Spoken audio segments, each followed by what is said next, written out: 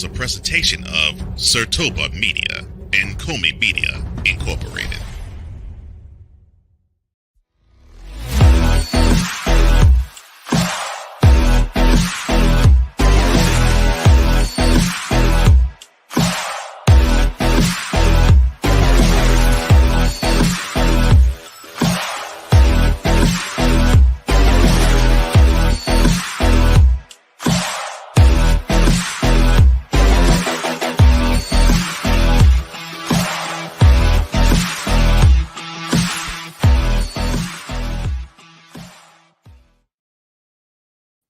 The Philadelphia Eagles acquire wide receiver Jahan Dotson from the Commanders for draft picks in a rare intra-division trade. Who benefited the most from that move? Juju Smith-Schuster returning to the Kansas City Chiefs after release from the New England Patriots. Is anyone within the organization going to be blasting the song Reunited and It Feels So Good by Peaches and Herb this afternoon? And Cowboys owner Jerry Jones guarantees quarterback Trey Lance a roster spot despite throwing 5 interceptions in Week 3 preseason game. All that and more on this edition of Total Football Talk.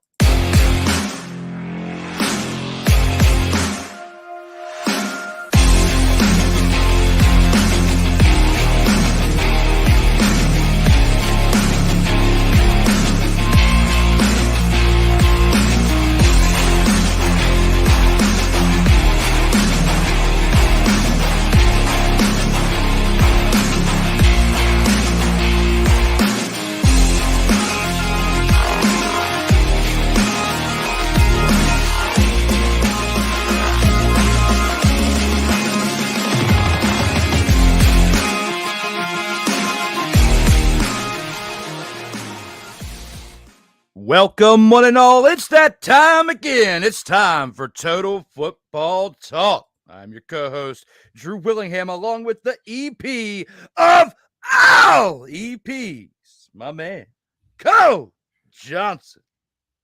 Why does it sound like each time you do that, you sound like you're drunker and drunker? But I appreciate that. Thank you for that. Thank you for the intro. I wish I could have a few cold ones right now. I wouldn't be able to click the buttons. It's like drinking and driving. You can't be doing all that out here in these streams. Now, when it comes to this show today, we have some great things we got to talk about. You know, the preseason is finally over, Cole. We've been waiting for this moment. Yes. So we can get back to regular season football. And we got some trades that happened this offseason, and one that happened just recently. The intra-division trade. We got a lot of that to discuss here this afternoon. And we got Ryan McCarthy coming back for hour 2 today.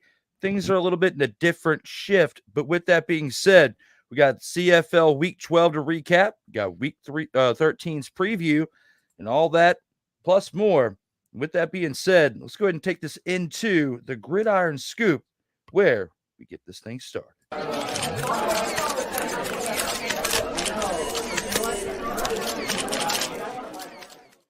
Don't y'all just love that new transition right there? The Gridiron Scoop. Now, right here, when it comes to the Eagles acquire wide receiver Jahan Dotson from the Commanders for draft picks in rare intra-division trade. What are your thoughts on this move, and who will benefit the most from it? You almost think when you see intra-divisional trades that the person who's getting traded, the team that he's going from, is insulting them. Now, I get that you got to get the best deal, and it involves any of the other 31 teams. That's obvious. But knowing the landscape of sports in general, forget football in particular, but just in general in sports, normally you want to show up the team that decided to say, yeah, this is a business that we don't want your services any longer, as many times as you possibly can. And considering that Dotson will get a shot at playing the Commanders twice in a year, at least twice for this year, if the Eagles continue to have him, then that's great. Now, who wins? I'd probably have to say Commanders, from the standpoint of you have Devontae Smith on one side, you have AJ Brown on the other. Unless there's a big injury that I don't know of, Dotson is going to be at best a number 3 option. Maybe even number 4 if they consider to use Saquon Barkley often out the backfield for the passing game. But I do have to say that I think the Commanders did the smart thing. They want to stockpile picks and they want to grow young, obviously, and they have an eye toward the future. And when you have Jaden Daniels, I think that actually was a good move. So I'd have to say your Commanders actually, I think, one will benefit more from it because if they choose right, they can get the value. They could probably get more value than what Dotson could provide for them.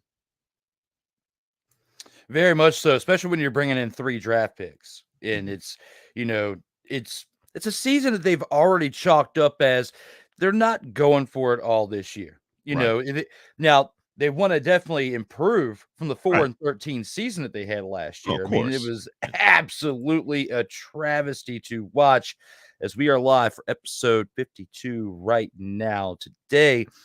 But when you put all that in perspective, I mean, he had a pretty solid preseason. He didn't do terrible, which is why they got the compensation for him that they did. Because had he had a bad preseason, they would have been lucky to get a 5th or 6th round pick for him. But they got 3 draft picks in return. Multiple 3rd rounds and then beyond. So when you put all that in perspective, and you think about the fact that the Commanders did also have some other standouts this preseason, like Wiley as well. You got to look at Byron Pringle. And of course, you got the returning Terry McLaurin. So, and then they really like their new rookie tight end, Ben Sinnott. So putting all that in perspective, there's a lot of options that they have to still spread the ball around this year. It is a little disheartening a little bit because you could see the chemistry that was built between Daniels and Jahan Dotson, because in that first game that they played together in this year, even though Daniels had limited snaps in the first 2 games, they had chemistry. They connected on one deep ball right there, and it was getting me excited for the regular season. Unfortunately, now we got to look past all that. He's still in the division, but he's with another team, that being the Eagles, like you said. More than likely, and this is something that teams do when there is an intra-divisional trade and you're receiving a player from a rival, even if Jahan Dotson doesn't play a lot in the other 15 games of the season, he will play the most in those 2 games against the Commanders. That's what we're going to see. They're going to get their money's worth, their investment worth out of him during those 2 games. I guarantee it.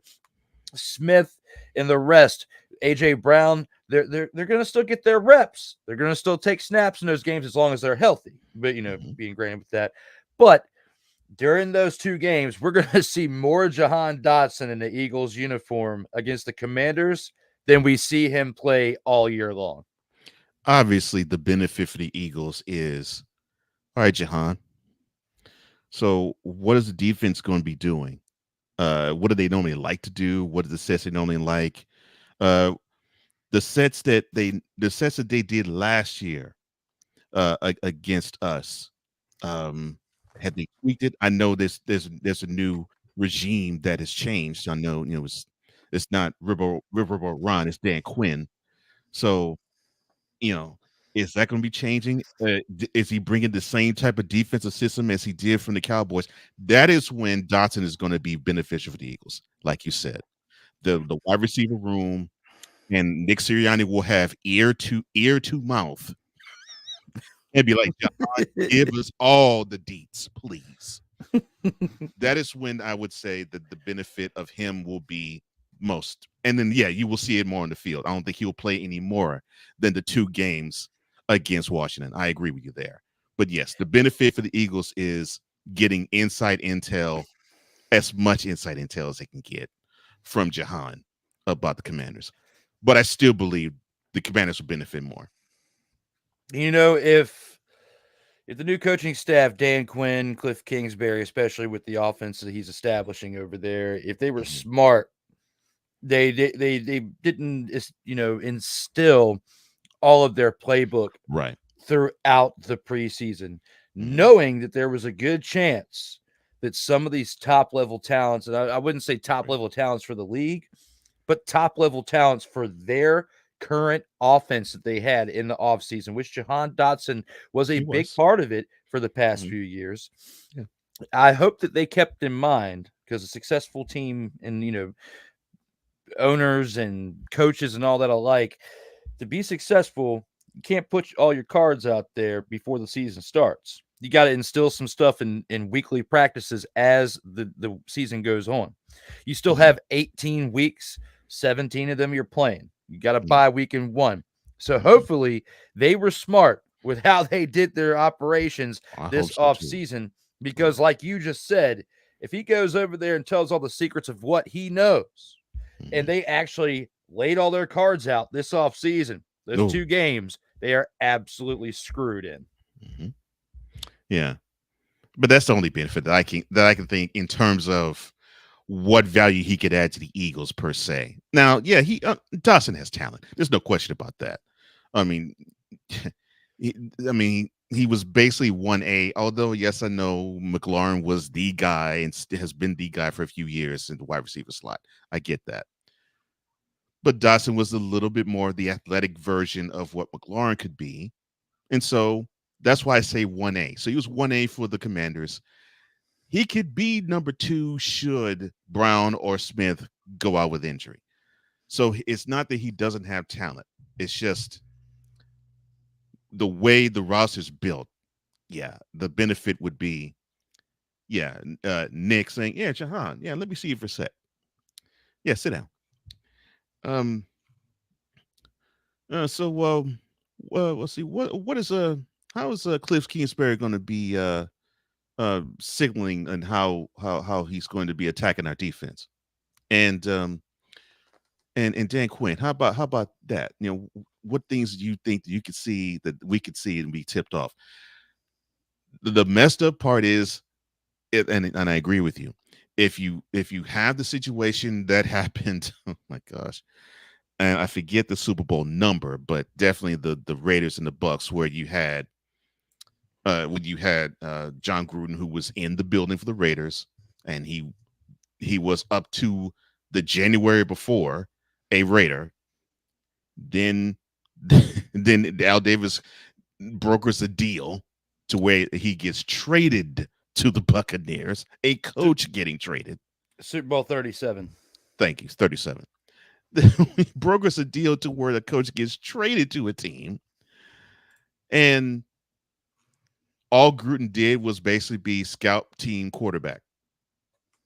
And it's like, look, I taught all what the Raiders know. This is what they do. I know everything they do, offensively and defensively, and you can just simply just demolish this team.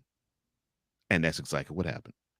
Now, that is what I believe the Commanders have to safeguard against. And I think Quinn, maybe to a lesser extent Kingsbury, but definitely Quinn, I think is smart enough to disguise things or not implement everything that they're going to do for the 2024 season.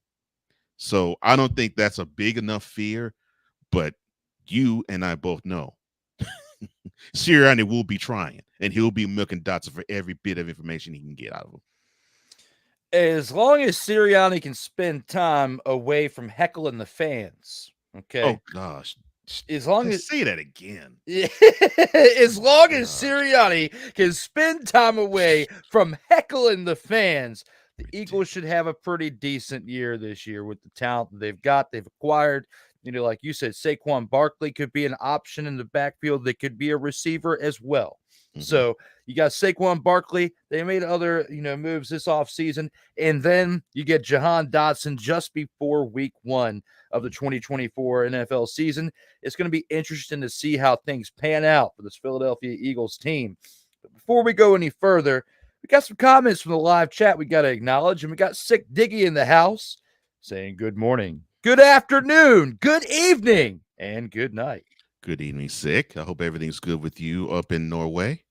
Absolutely. So thank you for making our show international, my man, for being here all the way from Norway and checking us out with the comments as it is later in the night for you. Playmaker says, my Monday routine continues with total football talk. And shout out to you for shooting lights out. And thank you for what you do for Morning Shift. Appreciate that, my brother. As always. My man, Playmaker, always dropping dimes out here in the chat. Thank you very much. What in the Pittsburgh Gargonzala in the roasted ham sandwich?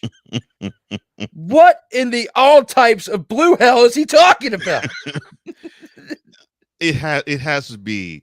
So which quarterback are they going to play? Justin Fields or Russell Wilson? It has to be that. I can't think of any other reason as to why he would say Pittsburgh.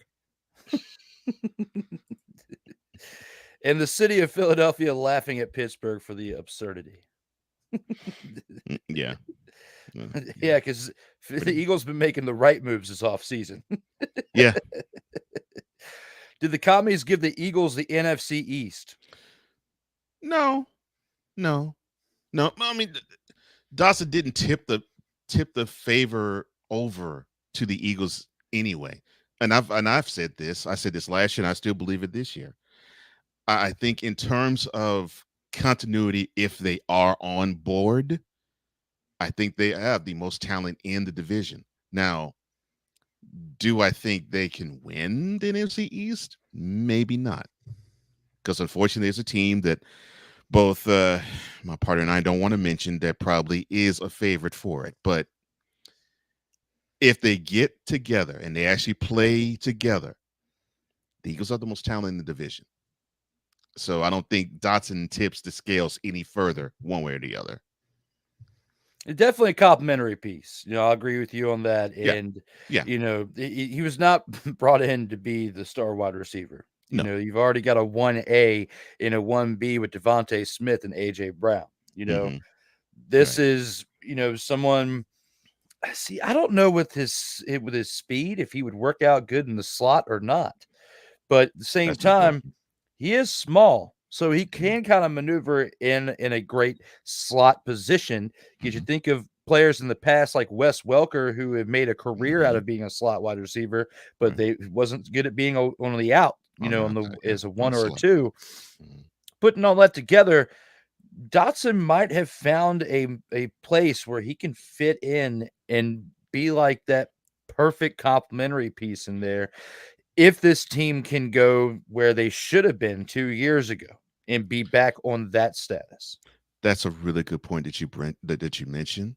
I think the one thing that Jalen Hurts has, I won't say lacked, but I think the one thing that he has needed is a security blanket. And yes, he has it in the tight end, but still, the way the game has progressed, you also want in the wide receivers too. And yeah, you can do 50-50 balls with Brown and Smith can go get it too, but you really don't want to put either one in the slot. They can do the job, but you don't really want to put them in the slot. If Dotson's going to see action for the Eagles beyond just the two Commanders games, I think you just hit the nail on the head. He might have to condition himself to be in the slot, and he could probably be that chain mover every other third down. And could be one of the security blankets for Jalen Hurts so that he doesn't always have to tuck the ball and run every single time. That would be nice to see if that can work out because, had he been able to work with someone like Jaden Daniels for the past couple of years, I think that they would have had a lot of an increased stock in Jahan Dotson to where this mistrade would have never taken place. I agree. But unfortunately, before we got the opportunity to see that, he was moved. Right. And, he was definitely someone that I used to like to watch as someone with breakaway speed. Terry McLaurin is the full package. Okay. You get everything out of him that you get. Yeah. But as far as speed, I feel like Jahan Dotson can beat him on most given Sundays. So agreed. You got the better end of the deal. If you are Philadelphia in this moment, it's going to be interesting to see what they do with those picks this upcoming year with Washington. That's where it is for me too. But right now in 2024 for this season, the Eagles won this end of the deal, in my opinion.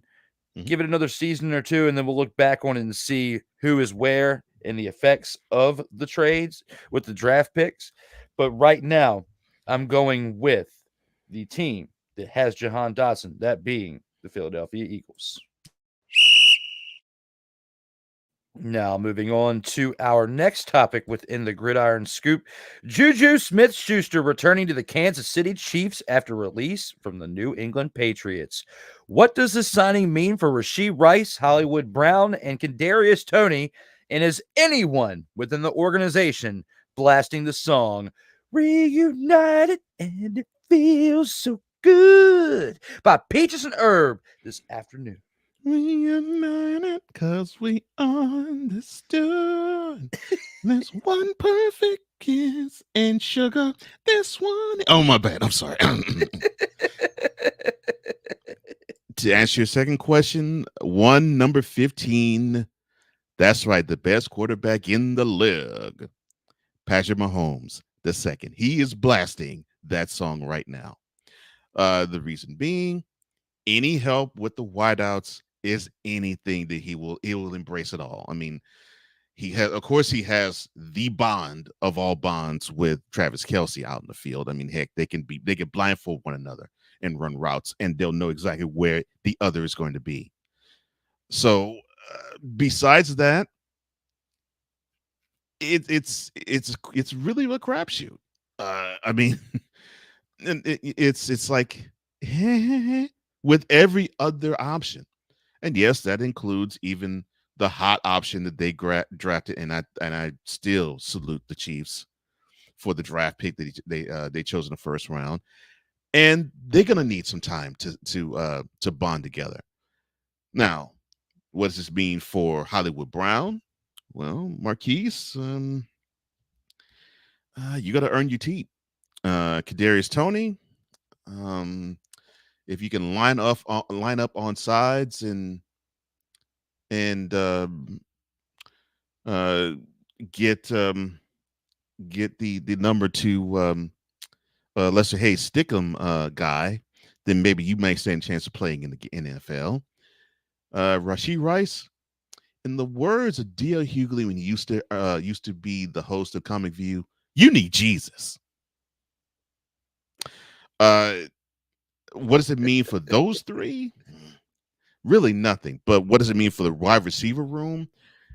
Well, they're gonna have to step the game up, obviously, because Juju does have a little bit of chemistry with Pat, and there's some things that he can do and can help the team in a way that others can't, similar to how Marcus Valdez-Scantling did, where it's like, he actually did contribute like a catch here and a catch there and a catch here and a catch there, but not necessarily wowed you with a 8 reception, 120-yard game.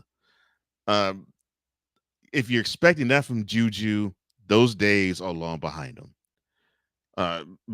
They're expecting that of probably Xavier Worthy now, considering that he probably is going to be taking the place of one Tyreek Hill properly. But for the wide receiver room, I think it's good for those who are younger. It may be bad for those who are around his experience and older.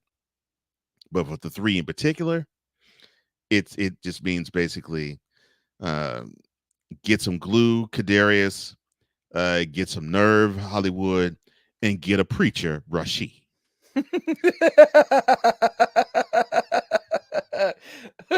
Get a preacher is my favorite part. That was great.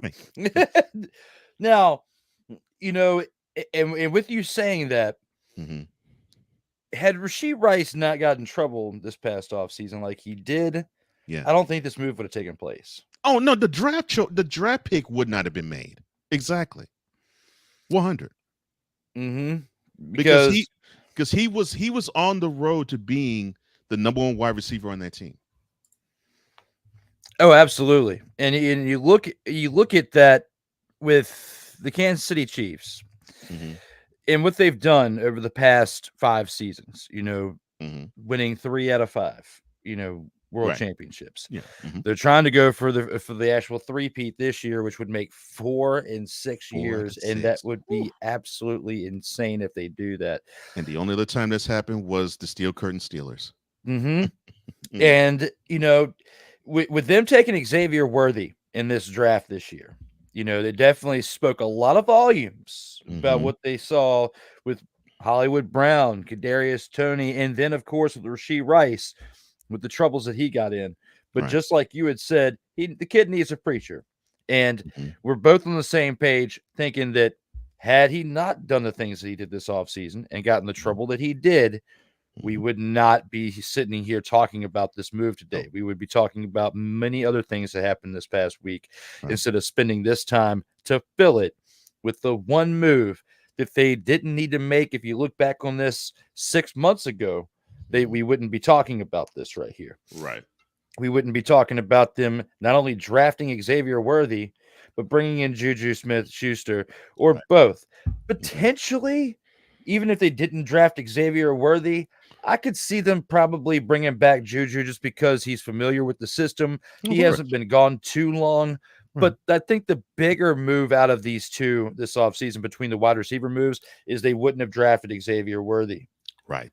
So because they would have used Exactly. that to maybe help with the offensive line because you just Mhm. lost Nick Algoretti, even Right. though they don't have any slouches on the offensive line. They don't. But at the same time, I just feel like with as offensive minded as Andy Reid is and how he wants to continue to establish the future, you can only continue to establish that with the limited picking of young wide receivers and tight ends. They generally are saved for the third and fourth rounds if you look through his history of draft.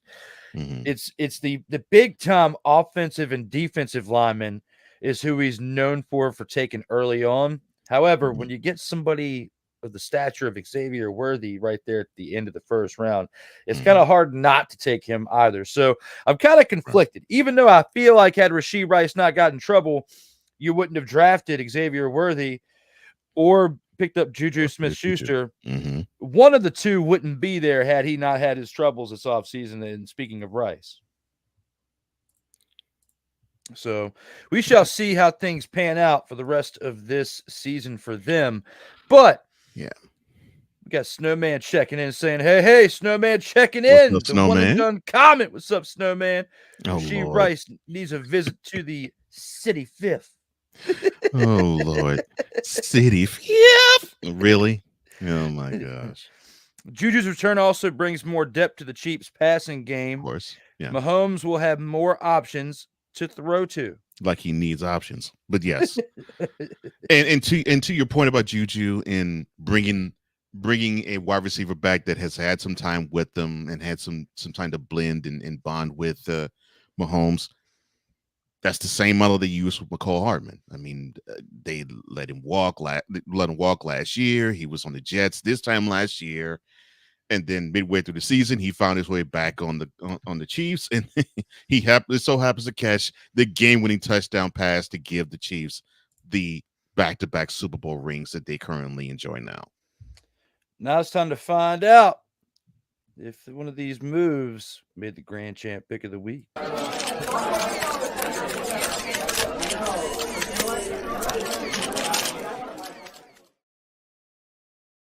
Total football talk.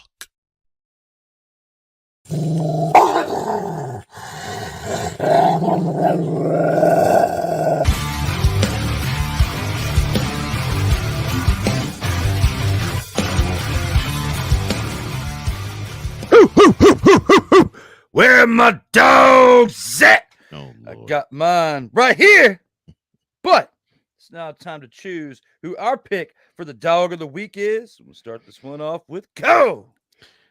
Well, you're probably going to think I'm off my rocker with who I'm about to select, sir. Uh-oh. But I'm going to select it. It is who's going to be in the featured attractions. Yes, ladies and gentlemen, Trey Lance, you, sir, are my dog of the week, because there is no way you should throw 5 interceptions and get your owner to guarantee a roster spot.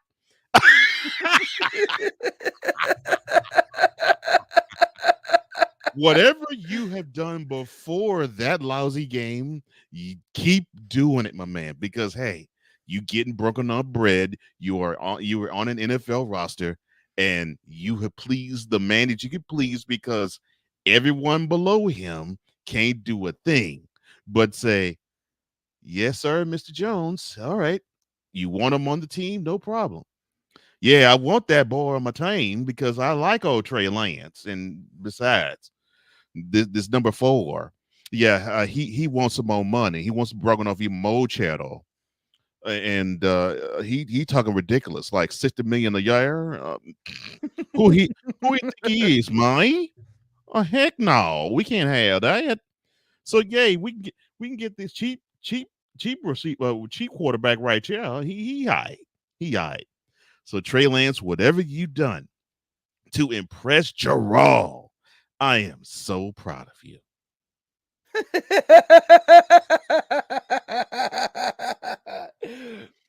I've lost my whole train of thought after listening to what you just said. I'm blanking with who my pick is for this dog of the week because of the blasphemous take of this right here. Cole is giving us Trey Lance just because of what it does for the look of JERRAL. Okay. Now that I've regained my senses here, I'm sure you'll get a good pick. Sure. Now that I've regained it, I am now recalling my pick. So when it comes to this, that was great. You threw me off of my rocker there. That was great. So I could have gone about this in multiple ways. Mhm. But because of this team and what they've done this year in the CFL, Mhm. especially after how they started off a little rocky. And if it wasn't for their quarterback, they would not be at the place that they are at right now with a 7-2-1 record in the CFL. And I have to give this week's dog of the week pick to Drew Brown. Not spelled like mine, but with a U. Drew Brown, 390 passing yards, 3 touchdowns, and an interception, 2 carries for 17 yards. He was a big, big part of why the Red Blacks won this game, which we will be discussing here shortly when Ryan McCarthy comes on. But because of his leadership and because of what he's done this year to get them as the second best team in the league at this current moment behind the Montreal Alouettes, when we've seen teams like the BC Lions and the Saskatchewan Roughriders be up there in the top 3 for the first third of the season. Now that we're getting a little bit closer to beyond the midway part, getting closer to 2/3, those 2 teams that I just mentioned, being the Lions and the Rough Riders, have kind of reverted backwards, as the Alouettes are still the top team in the league at 10-1. But nipping at their heels is a team in the Red Blacks that is led by their quarterback doing great things out here on this gridiron, throwing for nearly 400 yards, throwing a few touchdowns. The one thing he still needs to clean up is he's almost averaging 1 interception per game, which I'm a little concerned about that as we get closer towards the playoffs, and especially if you're trying to contend for a Grey Cup. You cannot be turning the ball over like that, especially when you're only winning games by 1 possession. So that's a big difference. Those interceptions are going to catch up to you eventually, which is why you have 2 losses and a tie. So looking at this right here and now, I'm going to pick Drew Brown for what he did this week and what he's done to this point through 10 games played. But I will say that he does need to clean up the turnovers, or they will catch up to him before the end of the year. Good choice. Good choice. And I agree. Looks like he's found his rhythm, and now the Red Blacks, because of that, have found theirs. Now, serious choice, mine would be the Alouettes quarterback, Cody Fajardo. I mean, he came back from injury and looks like he picked up where he left off. And, 336 yards, 2 touchdowns. He had the pick, sort of sucks, but he came back. He was shelled for a minute, and looks like he's the guy. He's the man. on the team that's doing the best so far. 10-1. It's going to be interesting to see how the rest of the season goes in the CFL as the NFL begins to heat up. We got a lot more to discuss here for the rest of the show. But we're going to take it to our first commercial break. When we come back, we get the featured attractions, followed by Brian McCarthy making his second week consecutive appearance on the show. We'll see you back in a few minutes. All right, let's go. We got trips, right? At 42, 989 on 2. Ready? Break.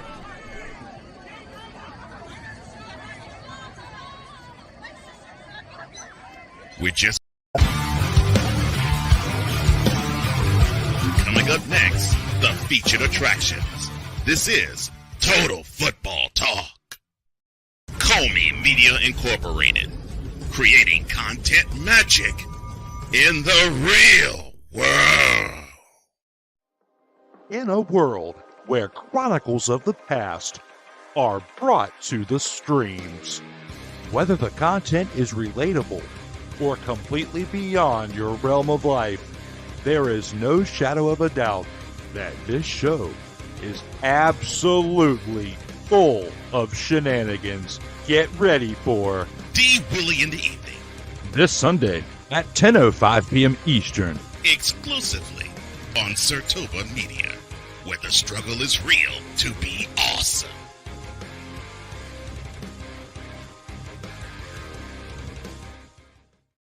Hey, ladies and gentlemen. Hey, look. Hey, stop playing games. Y'all already know. Go ahead and toss him some Willie bucks. Ain't nobody playing around. Hey, $ D Willie 87. Go ahead, hit him up on the Cash App, and go ahead and give him some Willie the bucks. Look at Drew looking stoic, ladies and gentlemen. Stoic on that $10 bill. So go ahead, slide my man over some Willie bucks, and we good. That's all I'm saying. We good. Some Willie bucks. Sertoba Media, where the struggle is real to be awesome. Oh, yes. The tradition, the pageantry, the spectacle, the history, the slut. Wait. I gotta rep my brother's stuff right. All my DMV soldiers, stand up! And welcome to the Commander's Gridiron Report. You want your commanders to be repped right?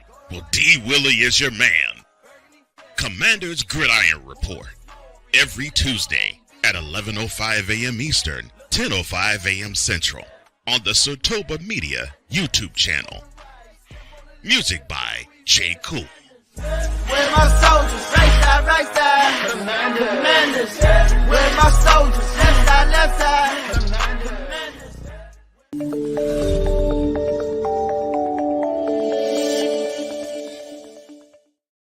Welcome back to Total Football Talk, episode 52. We are live right now as Marvin Harrison Sr. named in Fanatics lawsuit against Sun. We have to talk about that and more. When we put all that in perspective, Cole, this is an absolutely wild turn of events going on with that case right there. We've got that and more here for the featured attractions. With that being said, without further delay, let's take it to featured attraction.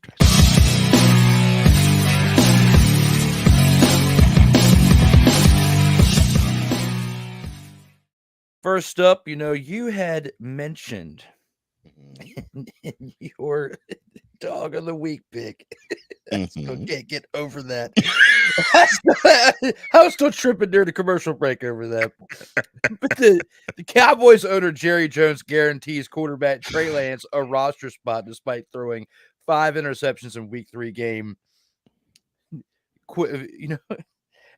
How far off his rocker is JERRAL?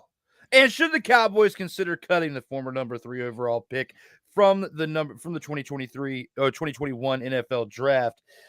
And should they do it yesterday?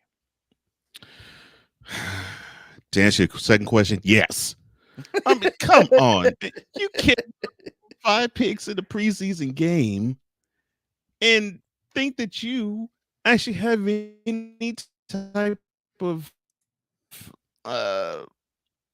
hold onto a roster spot. because you're thinking, okay, if you're going to be tossing 5 picks in a preseason game, how the heck are we going to trust him in a regular season game? Should our main guy go down? Other than, well, I guess when it's garbage time, he'll be fine. But no. And how far off his rocker is JERRAL? JERRAL is very far off his rocker, because all you need to do is look at the running back position. They decided to let Tony Pollard walk for nothing. They didn't even ask they didn't try to sign it and trade him to get anything in return. No, they're like, yeah, you can leave. We don't need anything in return. Let him walk, and now he is a Titan. They promised they would make some moves in the offseason. We waited, and we waited, and we waited. And they got, for a choice to replace Tony Pollard, Ezekiel Elliott. I mean, come on. This guy is 1 year removed from almost being on his keister, because Mike McCarthy had the bright idea of wanting to put him under center for a gadget play, and Dre Greenlaw was like, get out, move, little man. And he was only an offseason removed from being the second fiddle to Ramondre Stevenson in Foxborough. Ramondre Stevenson. JERRAL looked at him and said, yeah, we got to have this guy. I remember him.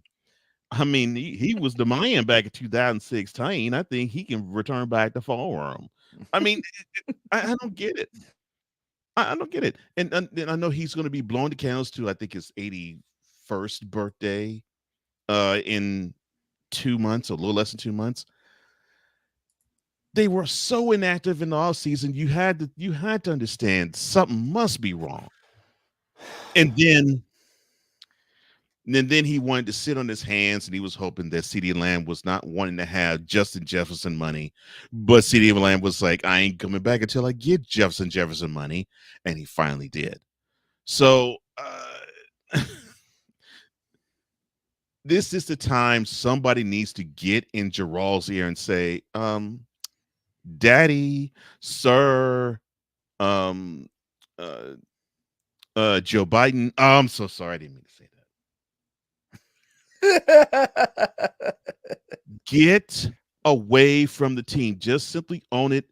Give someone else signing proxy, like what the team down south did, because the old biddy that is the widow of Robert McNair in Houston, she owns the team, but she doesn't make any of the daily decisions. She puts that at the feet of her son, Cal.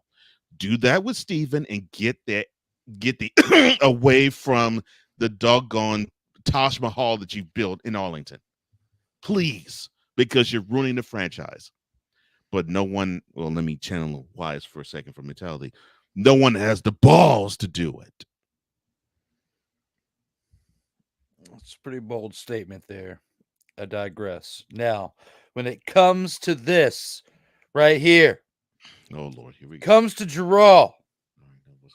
I agree with you 1,000% right here when it comes to this, because you got to think of the fact that the man threw 5 interceptions in this game. Okay, he has no chance of making any other team throughout the entirety of the league at 31 teams beyond the Cowboys if he throws 5 interceptions when you have the amount of playing time that he had in this third preseason game. Also, when you look at the lackluster production throughout the entire league for week 3, this is another example of why they should only have 2 weeks of preseason and an 18-game schedule. We're getting there. So we're getting there. That's eventually what's going to happen. That's how I'm feeling, and we shall see what happens when it comes to this topic right here, because JERRAL is completely off his rocker. Now, for our last topic here within the featured attractions, Marvin Harrison Sr. named in Fanatics lawsuit against son, Hall of Famer accused of fraud. Will this situation affect his son's play this season, or will Will he ball out in spite of it all?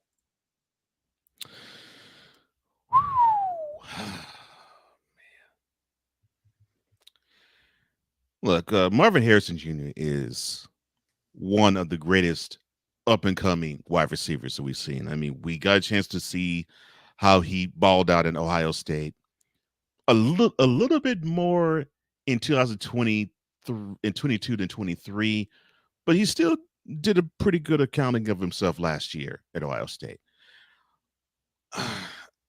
I think he has the tools to do well on the field, even though, yes, he is still trying to learn his own way in the league. And yes, I know he learned a lot from seeing what his father did on the field.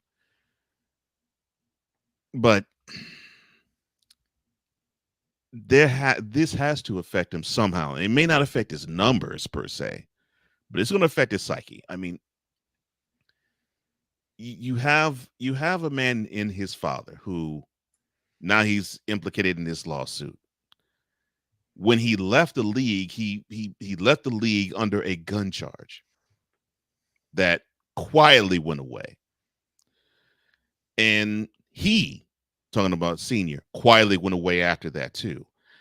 So you have a guy who, I'm not saying that Senior is a troublemaker. I'm not saying that at all.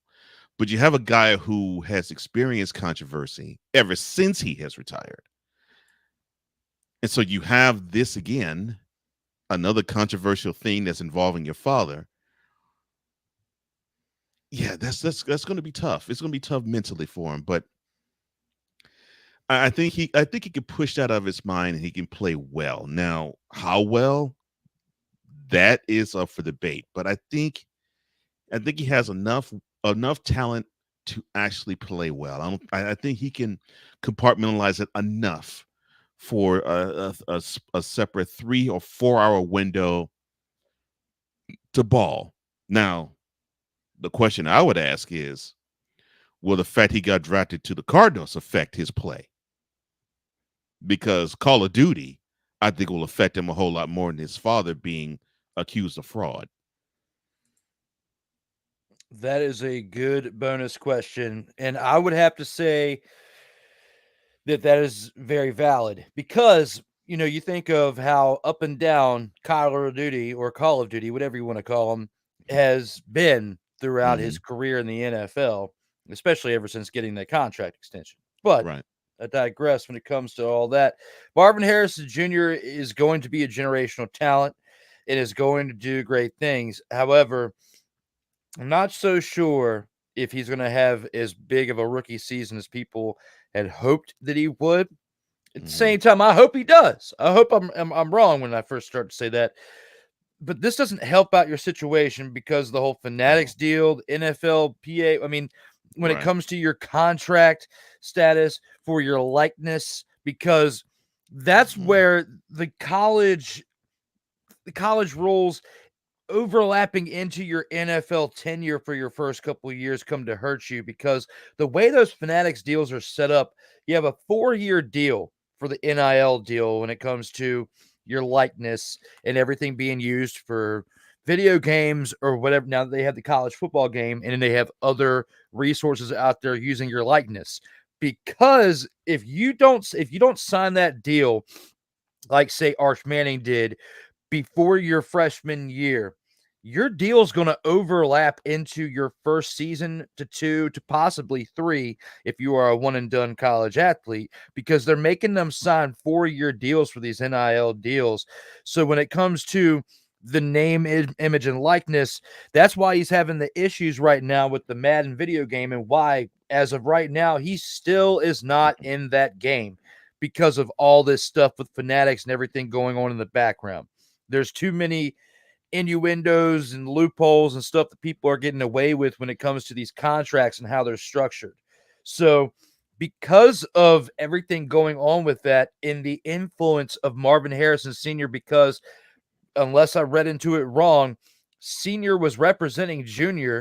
during these discussions, the board meetings and everything they were having for all this. And I think, unless I read it right or misremember it, he signed on his behalf. That's why Senior's getting involved in it. This isn't like the car wash pistol whipping that he did back in the day in 2008. There was I can't remember if it was a pistol whipping or if he actually shot somebody, but it was something to do with the car wash, and this was like right after he retired. And I think I can't remember if he had just retired or if he was contemplating retirement and then he did that and then he ended up retiring immediately afterwards. It was within a very short timeline. I know that all that happened. But with this, it's pretty cut and dry. Senior had a lot to do with it. He acted on his behalf, signed a paper. Now that this happened like in his sophomore or junior year when all that happened, and the 4-year deal isn't up because he's only got 2 to maybe 3 years into that deal. This overlaps into your first year of your NFL career.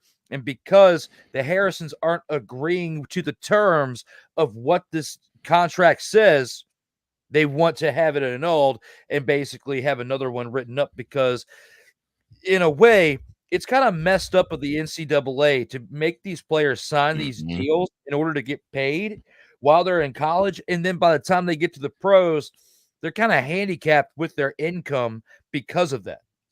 Right. Yeah. And I think you're going to see more issues like this creep up where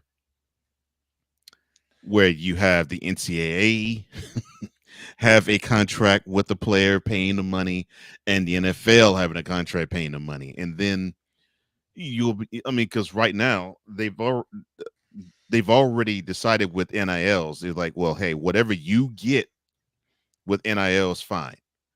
But I know the NCAA wants to get their hands into their pockets. And I think this is a prime example of that personally. Absolutely. And because of it, you're going to be seeing more legal wrangling because the NCAA wants to have their cut. And those who actually are affiliated with these players want to have theirs. Because when you have this concern about money, a whole lot of strange things is going to happen. So I hope Junior can focus because I know this is going to be tough because I know he loves his father. I know that.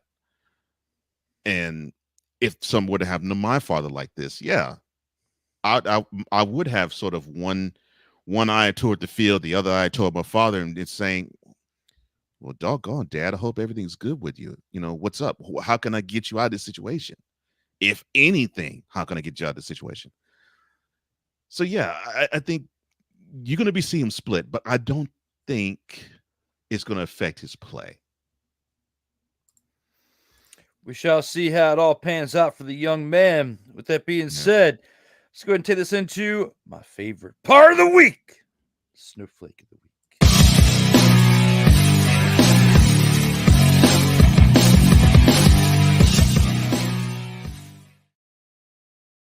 Total football talk.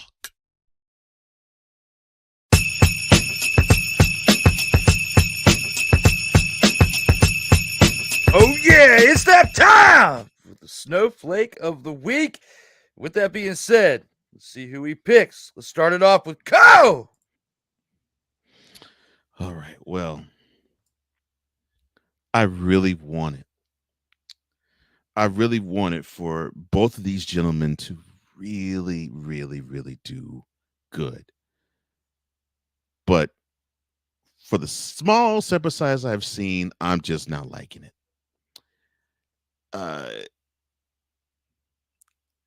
I put Justin Fields in the snowflake category last week. You're not going to get it this week. No, it's going to be Russell Wilson. And why are you getting it, sir?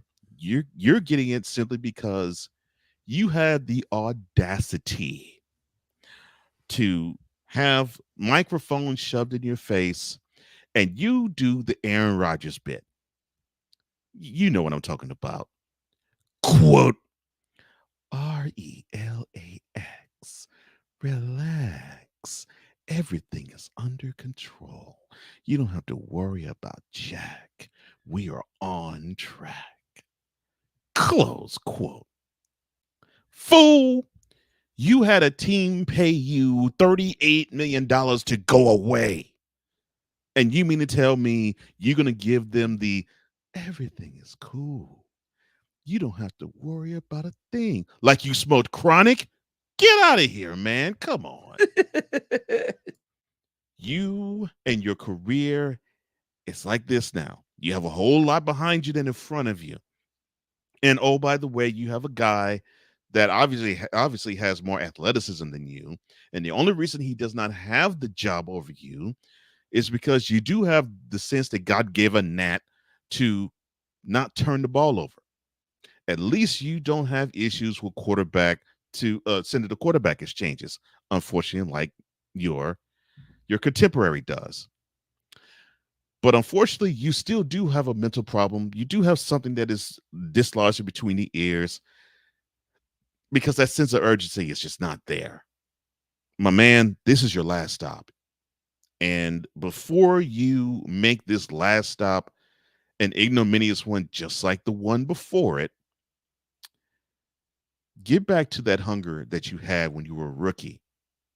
And you had Matt Flynn, who was announced the starter before the first preseason game was played, and you balled out so hard that you started game 1 of the regular season 4 weeks later.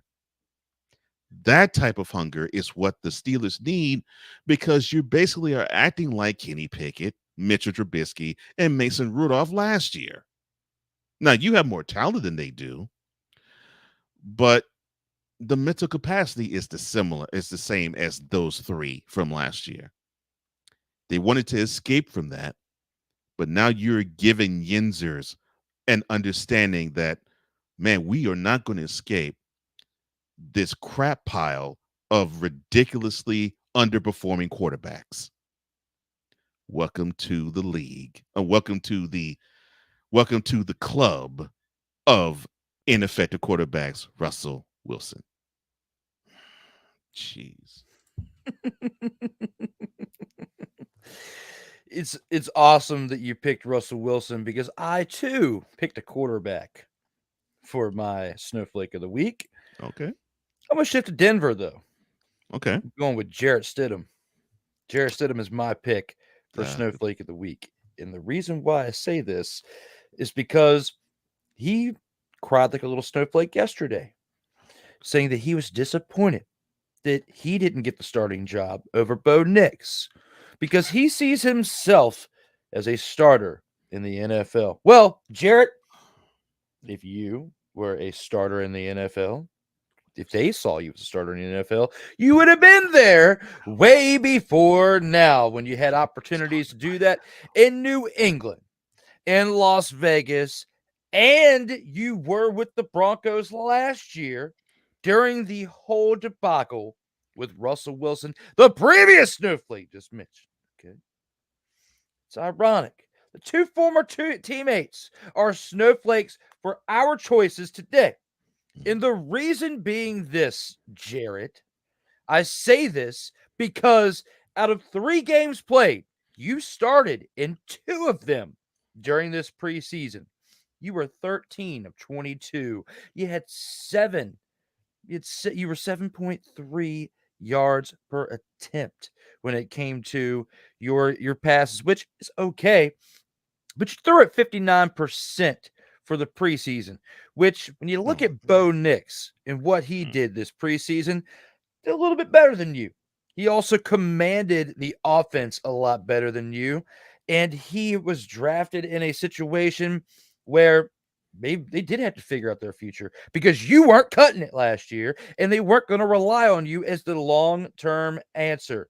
They want to get their future started now. Sean Payton has a lot riding on him right now, and if he relies on you to take him to the promised land this year, that is not going to work out with Jarrett Stidham leading the way.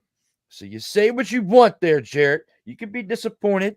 You can request a trade, but out of the remaining 31 teams in the NFL, who are you going to start for? I mean, you might have a better opportunity starting and having success than Russell Wilson in Pittsburgh, since you had better success than him in some cases last year for those last 2 games of the year. But Russell Wilson was actually doing okay during those first, 14 games, 15 games that he played.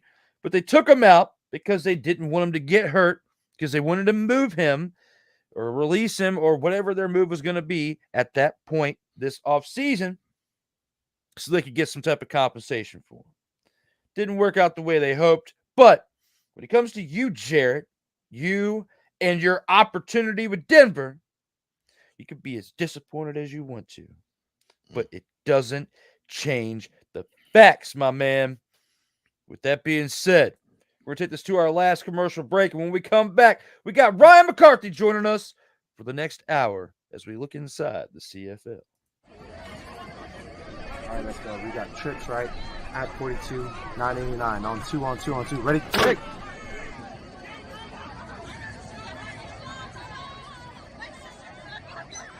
We're just getting started. Total Football Talk will return right after this.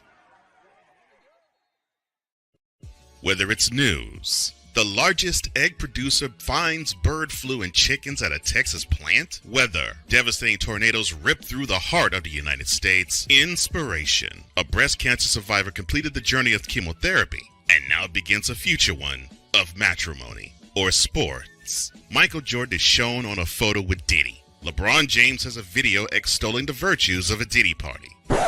This has been yet another beating a dead horse presentation. We got you covered.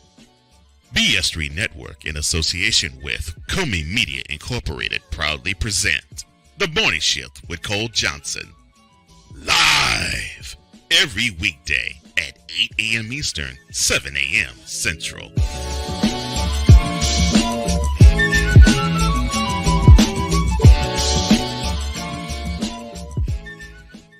Hey, Eagles fan.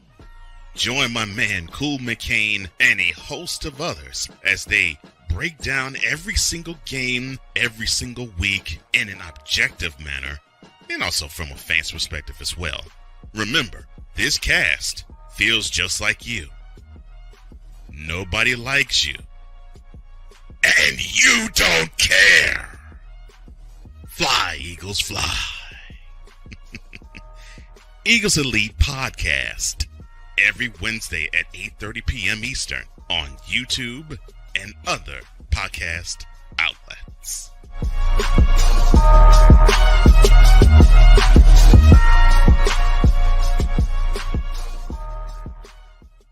Everything Boston. I love you, you morons. New Kids on the Block, New Edition. Dear whatever the law firm is. Sincerely, the U.S. Supreme Court. Ben Affleck, Matt Damon. Go yourself again, Jason.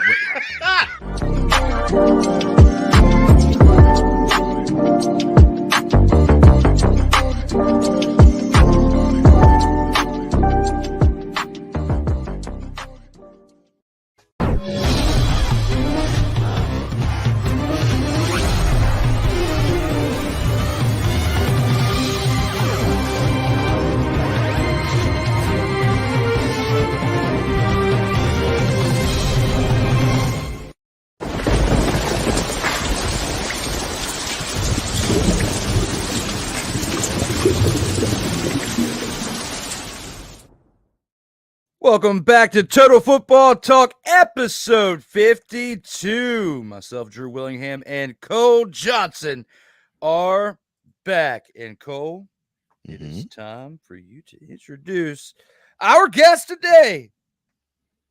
All right, here we go.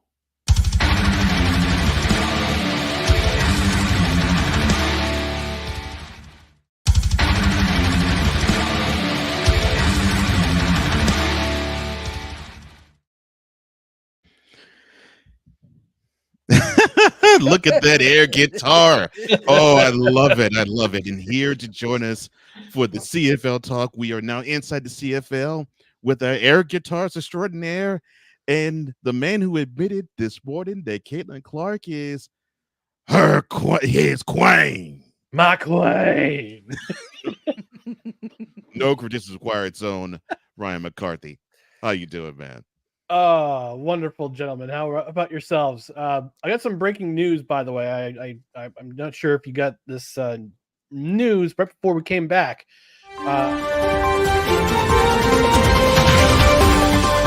Oh yeah! It's time for some breaking news! Coffee! I love the cocaine-induced sounding sounder to go along with the music. That is beautiful. Drew, you got a little something over here. You got a little something. I know you're doing some key fob bumps behind the break, man. Yeah. Oh my Just a gosh, powdered that was donut, I beautiful, Drew. promised. That was beautiful, Drew. Yes, you said you had breaking news. What is it, Yes. sir? Per Adam Schefter on Twitter, the Tennessee Titans have traded Malik Willis to the Packers in exchange for a 2025 7th-round pick. Let me see. Let me see. Am I gotta search my soul.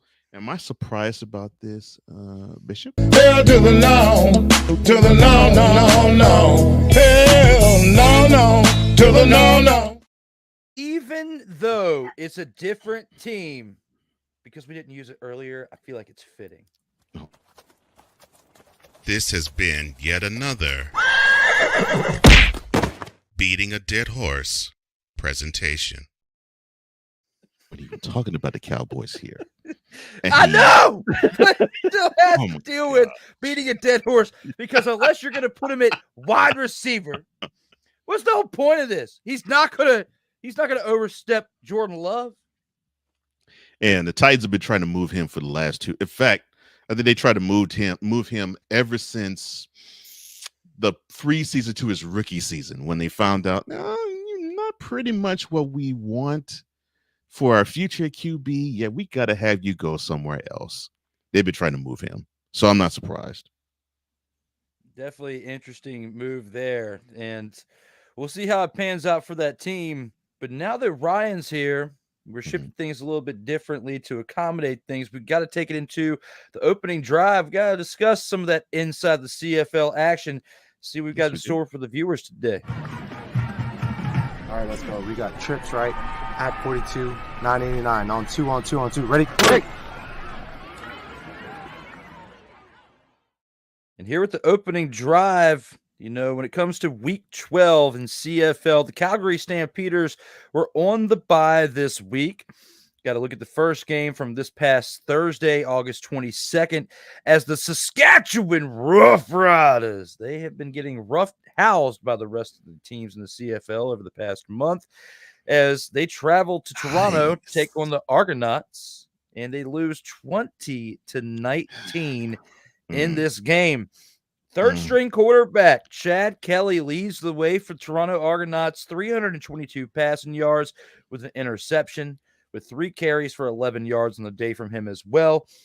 Kadeem Carey struggles again at the running back position with 11 carries, 35 yards, 3 receptions for 19 yards. Did not have a very enthused day out there on the gridiron. Cameron Dukes, who, you know, the shell of himself out there, he did get a touchdown, 2 carries, 1 yard. DeMonte Coxey, 5 receptions, 112 yards, but could not catch a touchdown pass as Chad Kelly had no touchdown passes on the day. Argonauts defense, 2 sacks with 2 interceptions that kept them in this game, and a big part of why they won. When you look at Deshaun Amos and Benji Franklin hauling in those 2 interceptions. But the man with the name I cannot pronounce, Liram, gets 4 of 5 on field goals for the day. The long of 50 yards, contributes 13 points on the day to help the Toronto Argonauts get the victory here. Trevor Harris, 190 passing yards and a touchdown with 2 interceptions. Definitely a big contributor in why the Rough Riders came out with the L.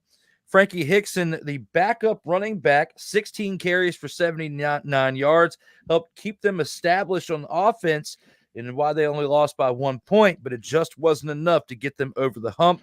As Samuel Emilus, 8 receptions, 66 yards, and non-relation to the NFL Hall of Fame, Keyshawn Johnson, 3 receptions, 21 yards, and a touchdown. Rough Riders defense, 2 sacks and an interception by Marcus Sales. Besides the fact that you had the man with the name I cannot pronounce, Mr. with 4 of 5 on the day with a long of 50 yards. This game was something else. Ryan McCarthy started off with us and telling us if you could pronounce the man with the last name of. Yes, that would be Toronto kicker Liram before you. All right. Well. And this is how Drew will pronounce the name.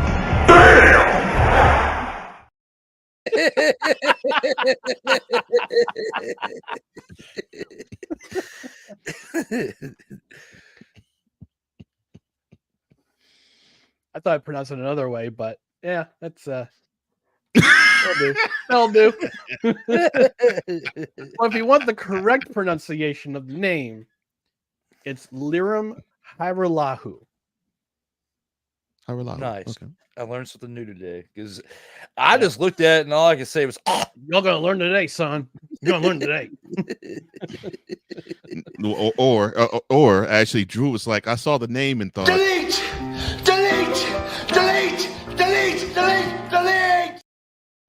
You know what's funny? I have a buddy of mine who is a podcaster. He's a Montreal Alouettes podcaster. Good friend of mine, Cliffy D. He has a funny nickname for him, and he likes to, when people come at him on Twitter, he likes to call him Liram, I will block you. go on the route of TJ, who's your mama? I like that. Yeah. Nice. Now, besides the whole, dropping dimes with the names in this game, what was your overall thoughts looking back at this Thursday contest? Well, apparently what happened was that this game took place at the Canadian National Exhibition, which is kind of like a state fair. And from what I understand, Pat McAfee has said that the CFL is kind of like state fair football, but he likes the state fair. So it kind of had that feeling with the Ferris wheel and the rides in the background while the football game's going on at BMO Field. But this was a surprisingly more defensive game than I thought it was going to be. The Raiders have a problem. They can't seem to keep their foot on the gas pedal when they need to, right? So they go up 10-0. They're up 13-10 at halftime. 13 to 7 at halftime. I'm sorry, 13-10 at halftime. But they can't. Their offense just can't get out of their own way. They can't get out of their own way for the rest of the game. The turning point of this game was the defense holds, and credit to their defense. The Riders' defense is a good defense. They play hard. They got to the quarterback. They cause turnovers. They got ball hawks in the secondary, but they also bleed yards.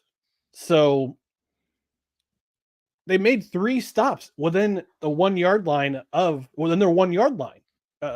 Stopped 3 third down stops, and then Trevor Harris throws that awful pick right before halftime. That was a turning point. That was a turning point of the game.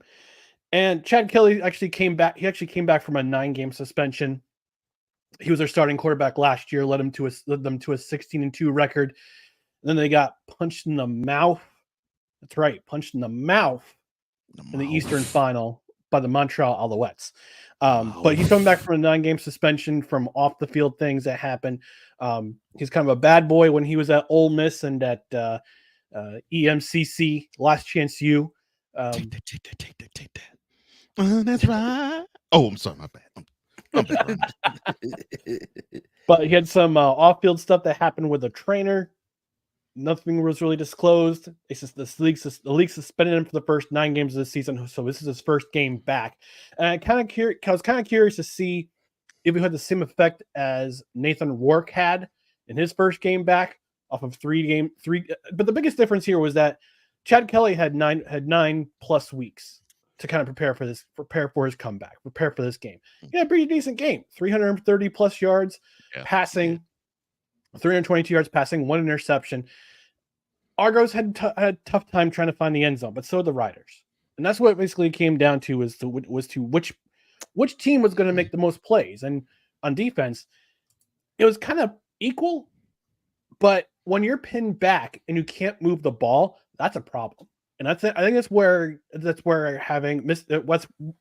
missing AJ Willett, who's on, I believe he's on the 6-game injured list, along with Mitch Pecton, their wide receiver. They got hurt. They both got hurt in the Montreal game. So you're missing an impact player like AJ Willett, who can kind of grind out some first down yardage, maybe 5-6 yards, kind of get out of the shadow of your own end zone, which led to the game-winning field goal. And there was quite a discussion on social media.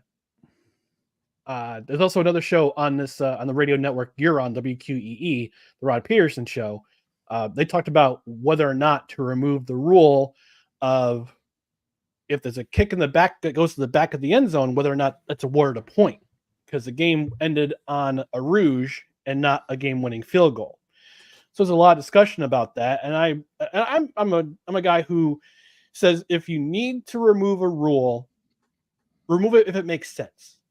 But in this way, it makes sense. It makes sense. It makes no sense to remove the rule because that's the way the scoring has been in the CFL, the modern day CFL, for the last 70 plus years. And there was a similar situation back in 2019, week 4. We go back to Toronto, week 4 in Toronto, 2019 season, the winless BC Lions and the winless Toronto Argonauts face off. Argonauts tie the score. BC Lions have very good territory, go for the field goal. They miss the field goal. Sergio Castillo, who is now a member of the Bombers, misses the field goal. Chris Rainey collects the kick, but he steps out of the end zone. Single point. Kicker can't return the ball. Single point for the Lions. They went up winning the game. Guess who won the Grey Cup that year? The Winnipeg Blue Bombers. But that's just a real question. None of those teams wound up going to I don't think either of those teams wound up going to the playoffs that season, if I'm correct. So, but yeah, it's the rouge, the 1 point is in place because it rewards the other team for preventing. It rewards the kicking team from preventing the other team from returning it out of the end zone, like we saw a week ago when Walter Letcher returned to kick 125 yards for a touchdown for the Alouettes. So the rule's in place because it's in place. That's why it's there. So there's no need to change it. You know, you bring up some interesting facts with that, and when you bring up Chad Kelly, it makes me look back at like when the New York Jets had Brett Favre and Jen Sturger was the trainer. Mm-hmm. And you got to look at that situation. And this man gets 9 games suspended, yet Favre got none. Now looking at that, pretty interesting. But I mean, there's 2 totally different scenarios there. The reason why I put him in as QB3 is because, I mean, if you're starting week 1, I'll look at you as QB1. Yeah, and you got QB2, and then he comes in. He is their 3rd starting quarterback of the year. Now I get where you're coming from, and he had 9 weeks to prepare. A lot of good things came out of that is the fact that they had won the game. You don't have to win them by 1 to 2 to 3 touchdowns. You just have to have more points than the other team. And they did. That's what they got here as they won 20-19. And you broke that game down very eloquently and deservingly so, as you are the CFL insider out here in these streams. Cole, you got anything else to add to that? Yeah, 2 things. Ryan, did I hear you say face off and we're talking football? Did I say face off? Maybe. I could have sworn I heard face off. I mean, it's in Canada. It's in Canada, so I mean, hockey's the big sport in Canada. So yeah, I was like, face maybe. off. What we talking NHL now? Oh wow. But no, that and yeah, if there's any rules that need to be removed, remove the NBA. Oh no, sorry, wrong show. My bad. Ooh, my bad. Well played. Well the NBA Sippy Cup. Thank you, sir. Oh gosh. This was the type of game that the Rough Riders needed to play, and this was the type of game that I think would actually be conducive to a win. And I think when we were talking about this game last week, Drew, I think this is what you were seeing. And you had the hopes that if they played a game like this, more than likely they'll go in Toronto and they'll take the W. Ryan said a really good point. when you have a game like this, and this is my favorite type of game, where basically a score like this basically says all three phases on both sides contributed somewhat to the game for both teams. The issue is you got to come up with that one more play. And unfortunately for the Rough Riders, they've had a few games lately where they have been the team that has come up one play short. And here it is again. The defense fought their butts off. The offense, well, I mean, they're up and down, but they came one play and 1 point short. And that's something they're gonna have to tweak. That offense needs to get an identity. They need to find a way to get that running game going, because that defense needs to be helped out. And you help out the defense with running game. They need to get a stronger running game, a more committed running game, to actually put pressure off the QBs, as we saw in this game. The Argonauts put pressure on them. They got 2 sacks and 2 picks from them.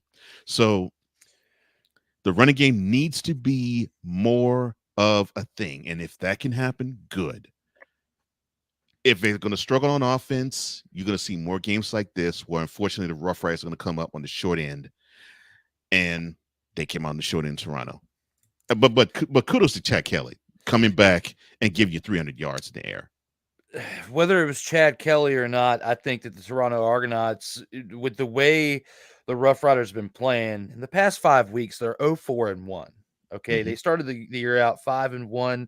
You know, I was all up here going, the Saskatchewan Rough Riders. When was the last time you heard me get all hype about Saskatchewan in that factor alone?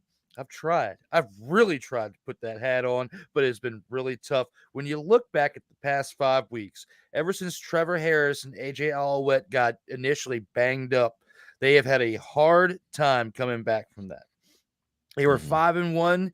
Everybody was healthy. And then once they started getting banged up, that's when they started going off the cliff and then facing some other teams that were just a little bit better than them overall as well. You know, they're not the only 2 players that have been banged up this year, but probably 2 of the most important position players that have gotten banged up, and they just haven't been able to recover yet. Right. So we'll talk more about that once we get into our next game, when we actually get to the 2-minute drill. But right now, I just don't have a good feeling about the Saskatchewan Roughriders team.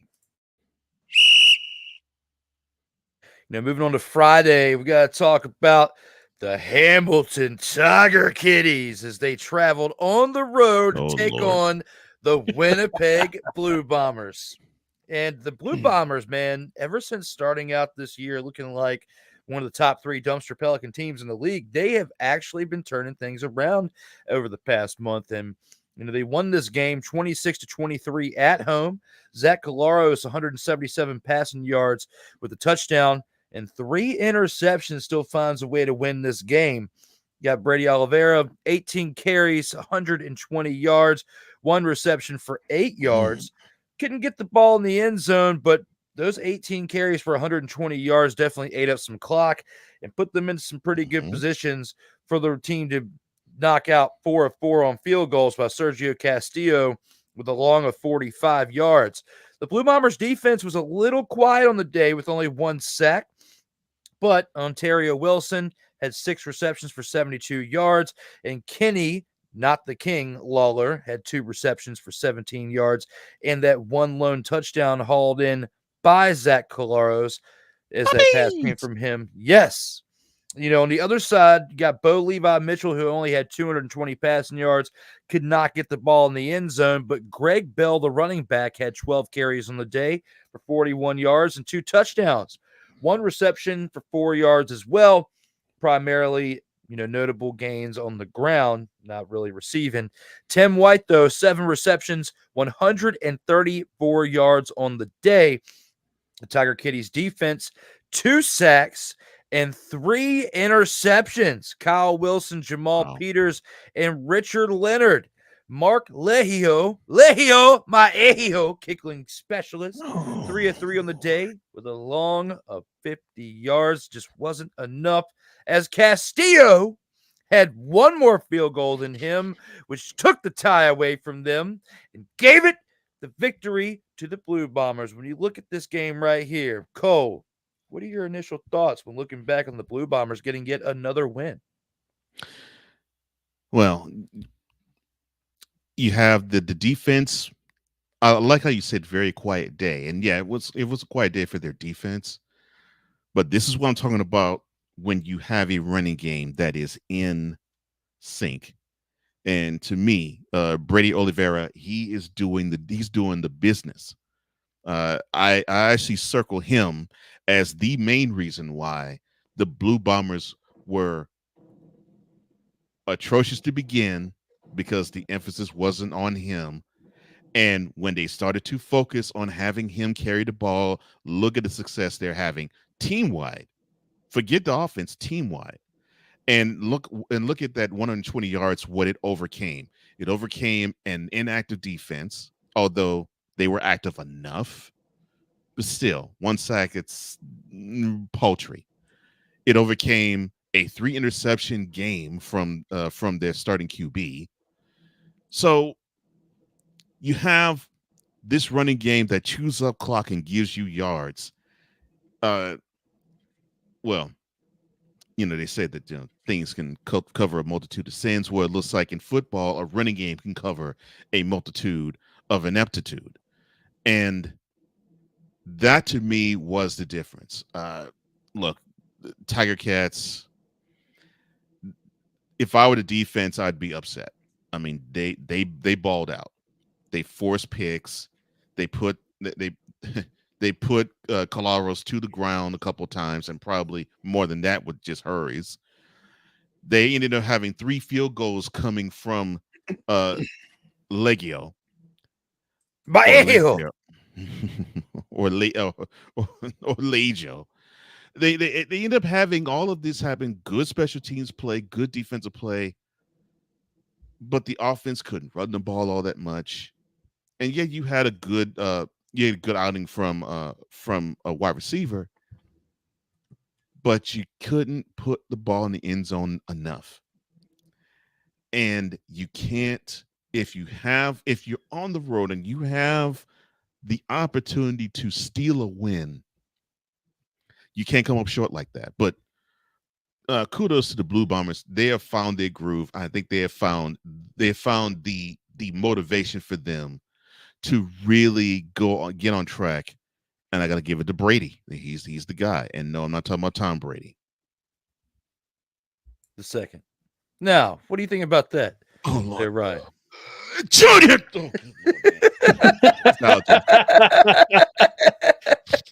Ooh, man, I'm sorry. We're inflating Brady's ego here. The second. You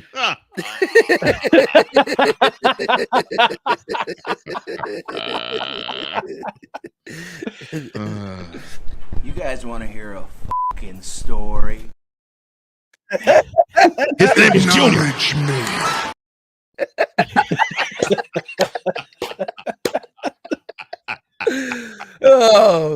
Oh my gosh. Whew. Now, Ryan, before we got to all that, I was trying to figure out put this train back on the tracks. Your thoughts on the I'm sorry. Did you say get it on the tracks? Oh.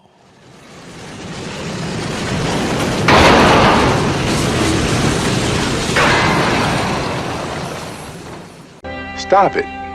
Get some help. I believe it is your turn to actually tell us your thoughts on the Tiger Cats or Tiger Kitties Blue Bombers game, sir.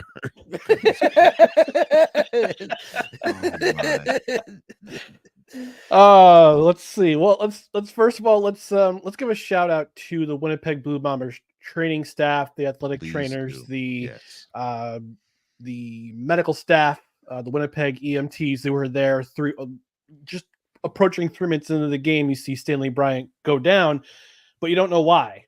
And he's down on his knee for a significant amount of time. To get him back up, he's starting to walk to the sideline, but then he goes back down on his knee, and it's like, oh, something's going on. Something's going on. And bring out the trainer, bring out the EMTs. You see him you don't really see a whole lot But you see, all of a sudden, you see an IV, somebody holding up an IV bag, and you're going, "Oh no, this is not good. This is not good."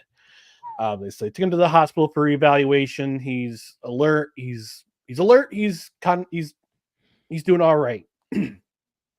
From what I understand, after the game, I ran three down nation. Head coach Mike O'Shea attributed the cause to a combination of heat and of illness that Stanley Bryant was fighting during the week. So it's good to see that it's nothing really majorly medical, like a heart issue or a brain issue. Nothing really serious. It's internal. Good. It's just heat sickness and heat, and because it was a pretty hot day. It was a pretty hot day in Winnipeg. It was in the 80s. It was in the 80s at kickoff, and it's it's good to see that Stanley Bryant is good to go, and hopefully we'll see him next game for the Banjo Bowl next Sunday night in Saskatchewan for the Banjo Bowl, for part 1 of the Banjo Bowl. Excuse me. Rough Riders. You gotta add the Saskatchewan in there. Sorry. No, but let's talk about the game. Let's talk about the rest of the game. Let's talk about the rest of this game. Hey, look, the Hamilton Tiger Cats. They fired a defensive coordinator after that disastrous game against Edmonton the week before. They bring in Chris Jones basically for free because he's still getting paid by the aforementioned Edmonton Elkamos after being fired. So he's got still like a year, I think about a year and a half's worth of wages from that contract that's still coming to him. So he's basically working for free. He can't get like a veteran minimum deal like Russell Wilson, like in the NFL. Like he can't get like a minimum pay and then get the other pay on top of it, or CFL structured differently. Look, I don't know how it's structured in the CFL. I know that they have a cap on coaching staff, which is kind of weird. So they instituted that before the 2021 season because there were complaints of too many coaches, and there's too many coaches, and there's this and that. And it's like, guys, it's coaching. It's not play. They're not being played per game. They're not being paid per game like the players do. They're getting paid a straight salary. So let's just calm ourselves here. But he brought in, and you can see a noticeable difference. Yeah, exactly. Simmer down now. Simmer down. You just saw a noticeable difference for the Hamilton Tiger Cats on defense. 3 interceptions. They forced 3 interceptions from Zach Collaros, which is very uncharacteristic of Zach Collaros. They sack him twice. They gave the Tiger Cats a great chance for an upset. I thought this game was going to be a runaway because of the way the Bombers have been playing lately and the way the Hamilton Tiger Cats have been kind of defanged and declawed over the previous 10 games of the season. So give credit to Chris Jones for getting things straightened out on the defensive end. On the offensive side of the ball for the Tiger Kitties, feed Greg Bell. Feed him. He's your most effective. Look, wide receiver, Bo Levi Mitchell, veteran quarterback. Good for him. He's got a couple wide receivers who are very talented. But the strength is in your running game right now. Like the Elkamos have figured out that the strength is in their running game. The strength is in your running game with Greg Bell, who had 2 more touchdowns in this game, had a breakout game against Edmonton the week before, and it almost led to an upset. Between your defense playing the way they played and the running game, having the running game that Greg Bell had with 2 touchdowns, feed him the ball. On the flip side, the Bombers, they're back, and they're balanced. This is that led to their win, was the fact that their game is balanced. They had almost as many rushing yards as they did passing yards. Brady Oliveira had 120 yards by himself. They had 169 total rushing yards. And I think the biggest mistake for the Tiger Cats was leaving time on the clock in the 4th quarter, because they went up 23-19 with just under 2 minutes left in the game. And then you said to yourself, that's too much time. For an experienced quarterback, for an experienced lineup like this one, you leave too much time on the clock, and it's going to be Zach Collaros looking for receivers short, using the running game, using timeout sparingly. Mike O'Shea knows what he's doing. And that led to the go-ahead touchdown, and Hamilton did their best to try to get get the win. But unfortunately, this Winnipeg Blue Bombers, you can't kill them. You can't. They won't die. They will not stay down. They're not. If you're Chris Jericho yelling for them to stay down, they ain't staying down. Not at all. And, both of you give some really great takes with that. And Ryan, you even called it earlier in the season when you first came on and we were talking CFL action. You said, don't sleep on the Blue Bombers, because even though they're starting off rough, they can turn this thing around. And it's looking like this is very well possible when we are now at a point when the Blue Bombers are only one game under 500. And I would not think that at this point, through 11 games, that we would be saying that. I didn't say completely rule it out, even though I was throwing shade on them earlier, but I thought that it might be like week 16, 17, maybe 18 before we get anywhere close to seeing this team get to 500. And I was saying that, with in CFL, if there's anybody I'm going to believe, it's you. And just looking at this point right here and now, when they're only 11 games in and they're only one game under 500, it goes to show their true grit. It'll be able to turn this thing around after a very, very lackluster start to the year. Yeah, and they've won their last 4. They've won their last 3 in a row. They've won their last 4 of their last 6. So they're in position. Right now they're in second. They're in second place in the West Division. They have a home playoffs. They have a home playoff game right now. If the season ends today, they're in the playoffs and they're hosting the BC Lions in the Western in the West semifinal. Look forward to seeing how the rest of this year pans out. I'm not going to jump off the bandwagon from the Rough Riders and become a Blue Bombers fan, okay? But what I will say is they've got my interest now. Okay, they have intrigued me. I'm very curious to see how the rest of the year. Yes, they've piqued my interest, and I'm very intrigued by what I'm seeing out here. So when I look at this right here and now, we'll see how the rest of this year goes. We have 2 more games to recap. Our next game that we have, the Edmonton Elkamos are on the road. They travel to Montreal on Sunday, the 25th. They did. Cody Fajardo is back, throws for 336 passing yards, 2 touchdowns and an interception with 2 carries and 8 yards on the day. You've got Kyle Spiker with 5 receptions and 107 yards, 2 touchdowns from Kyle out here on this day. You also got Charleston Rambo, 3 receptions, 95 yards. The Alouettes defense, only 2 sacks on the day. They couldn't get any turnovers, but the 2 sacks helped them out for their cause. They still won by 4 points. Then you have to look right here at McLeod Bethel Thompson, 200 passing yards on the day, 2 touchdowns and an interception as well, 2 carries for 12 yards on the day. Kevin Brown, 16 carries for 105 yards. That right there, when you look at those numbers, it's kind of putting you in the Brady category from the running back we just spoke about in the last game right here. Because, he had 16 carries, 2 less than old Brady, and only 15 yards less. So it's in that category. The man who sells you insurance on his days off, Curly Gittens Jr., 4 receptions for 30 yards and a touchdown, along with Geno Lewis, 3 receptions for 26 yards and a touchdown. The Elkamos defense, 2 sacks and an interception by Devodrick Bynum. Looking at all this right here and now, what do you think? Cow is your namesake within the name Cow, living up to expectations.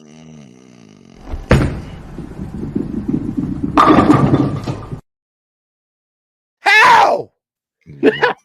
Oh, you ugly. Are you just jealous because I used my way of announcing you with another person named Kyle? It's so funny. Oh my gosh, it's like you're channeling Harry Carey. Look, without the scriptures.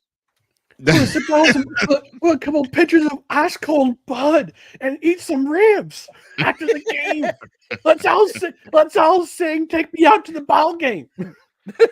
Oh my gosh! Look, I'm happy for Cole, speaker. I mean, he definitely helped out in this W, no question about that. I mean, 2 to 3 touchdowns is what he scored. So, yeah, he's part of this W. Definitely Cody Fajardo coming back was also a huge part of that W. As you heard me earlier espouse. The upsetting part for me is you had a wonderful rushing effort from Kevin Brown get wasted. Mm-hmm. Preach. You know, Facts. you know, you're playing a team that's only lost once, and you're also playing a team that is rather allergic to running. So you have, I think, a key that can actually beat the team. If it's going well, keep going with it. And you just can't just stop it. Be balanced, yes, but control that clock. I mean, if for nothing else, to not have it in Cody Fajardo's hands. Keep that clock going. Run it more. Pound the rock more. And in my estimation, I think that is where the Elks failed. Because if they were to pound this rock more, we would be talking about the Alouettes suffering a second loss. And if I'm not mistaken, second loss in Montreal this year. So I think this was a golden opportunity for the Elks to actually get their biggest win of the year. And they wasted a wonderful rushing performance by not going to him enough. And you had a decent performance out of McLeod Bethel-Thompson, but he gives you a pick. The defense was okay to give you a pick, and they sacked Fajardo twice. But to me, the key is if you can control that clock with the running game. If you can do that, I think this is how you can beat the Alouettes. The Elks had it, but they did not go to it more often. And I think that is the shame of all shames. What are your thoughts, Ryan? And am I butchering his name by saying Fajardo? Yes. Damn it. But Shot, I think. Well, that's okay. It's Drew Willie style. You couldn't pronounce Liram. You pronounce Liram Hiralahu name Liram. Yeah, So, like, yeah, it was. It's D Willie style. D Willie style's all in it, getting jiggy with it. Again, I think Drew sees these names and he goes,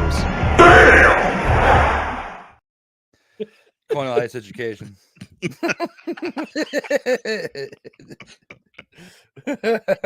Well, first off, let's talk about this. Let's talk about the Alouettes uniforms for this night. Commemorating the 50th anniversary of their Grey Cup win. Grey Cup winning team. It was kind of odd to see Wally Buono in Alouettes colors, but because considering his coaching career was primarily with Calgary and with BC, but I gotta say those uniforms with the Delta on the front, the numbers on the side, and the blue and the red, white, and blue, straight fire. I dig retro. Oh, and shout out to, was it you that you called the carpet somebody who said, yeah, what's it with these weak names? And you mentioned what the Alouettes stood for. I had to give you props for that. Thank you. Oh, yes. The fun fact. The fun fact of the week last week was the Alouettes. About the Alouettes name. But yeah, let's talk about this game in particular. Cody Fajardo coming back from injury. Looked a little bit rusty. I think it took him a half to get warmed up, and he led. They were down 17-6 at halftime. They go up 20. They go up 19. They go up 18-17. Two touchdowns in the third quarter in their first two drives. Let's talk about their defense, though. I think their defense is going to be the X factor of this team going forward. You know how many yards that Elkamos had in the third quarter of that game? You can't count on one hand because they had -2 yards in the third quarter. That's a doggone shame. Looking at Drew's face, he's in shock. That's right. -2 yards for the Elks in the third quarter. I'm sorry, that's -2 net yards. That's not gross yards, it's net yards in the third quarter. That's how That's the difference in the game. And not only that, but the Alouettes defense pitched a shutout in the second half. Allowed 0 points in the second half. And the Elks came close. The Elkmos came close to winning this game with a game-winning drive. That was the biggest difference in the game. Now, Cole, to your point about this rushing attack for the Elks, keep it going. Keep it going. It almost won you this game. Yes, the law firm of McLeod Bethel Thompson gave you 2 touchdowns, one of them to Eugene Lewis on his return to Montreal, the first time coming to Montreal since he signed with the Elks back in 2022 or 2023, excuse me. But yeah, the Elks can win. The Elks have come close to winning in so many games this year. I think this is the 4th or 5th game they've had this season that's come down to the last possession. It's crazy how their record, they could be first place in the West Division right now. But unfortunately, things haven't gone their way. They've faced better teams, or they've given up teams to give opportunities to other teams to win this game. And this was another one of those games where they didn't have a great performance in the second half, and that was a primary factor of Montreal winning this game. They just had a better second. Their second half team primarily. Montreal's a second half team. We saw it in Saskatchewan both times. We saw it against Saskatchewan both times. We saw it against Edmonton the first time. They haven't had too many dominating wins this year, but this team is special in the fact Montreal Alouettes team is special in the fact that they don't need to blow out teams to win. Their only blowouts were against Winnipeg in week 1 and the 2 Hamilton games. So they don't need to blow out teams to win. They can do it with tough defense. They can do it with tough defense. They can do it with opportunistic offense. Cody Fajardo leading the way. I think, like I said, he needed the first half to kind of get his feet underwater, get back in the pocket. And some of the throws he made were just outstanding, just doing his thing. With he and Kevin Moss were chased out of Saskatchewan. They go to Montreal. They win a Grey Cup last season. Now they're back at this year. They're potentially winning the East Division, which will earn themselves a bye in the East Final. But yeah, Montreal's special. I think the story of the Alouettes season is their defense.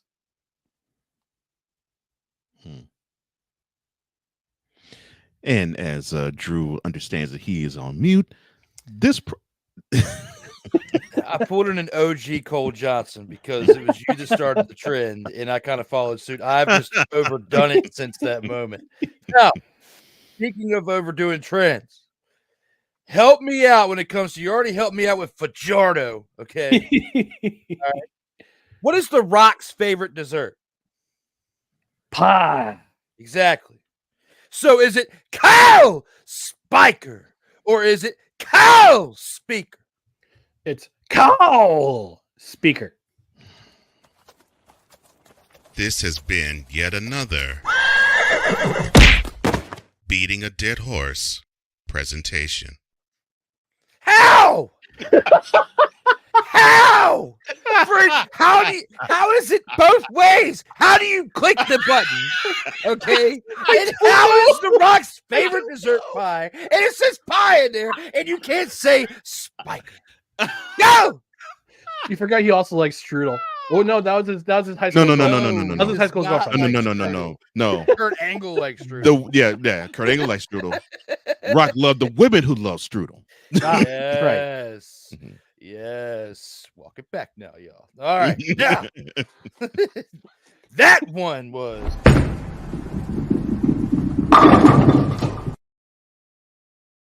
I'm still going to say Kyle every time I say his name, though, just because.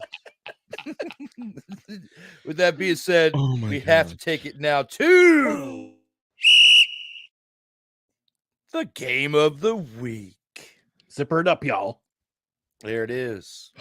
Hopefully this one was chosen and agreed upon by the rest, because When it comes to the game of the week, we've got the BC Lions traveling to Ottawa to take on the Red Blacks. The BC Lions fall short as they lose 34-27 this past Saturday to the Red Blacks. Drew Brown, 390 passing yards on the day, 3 touchdowns and an interception, along with 2 carries for 17 yards. Raquel Armstead, 15 carries for 52 yards.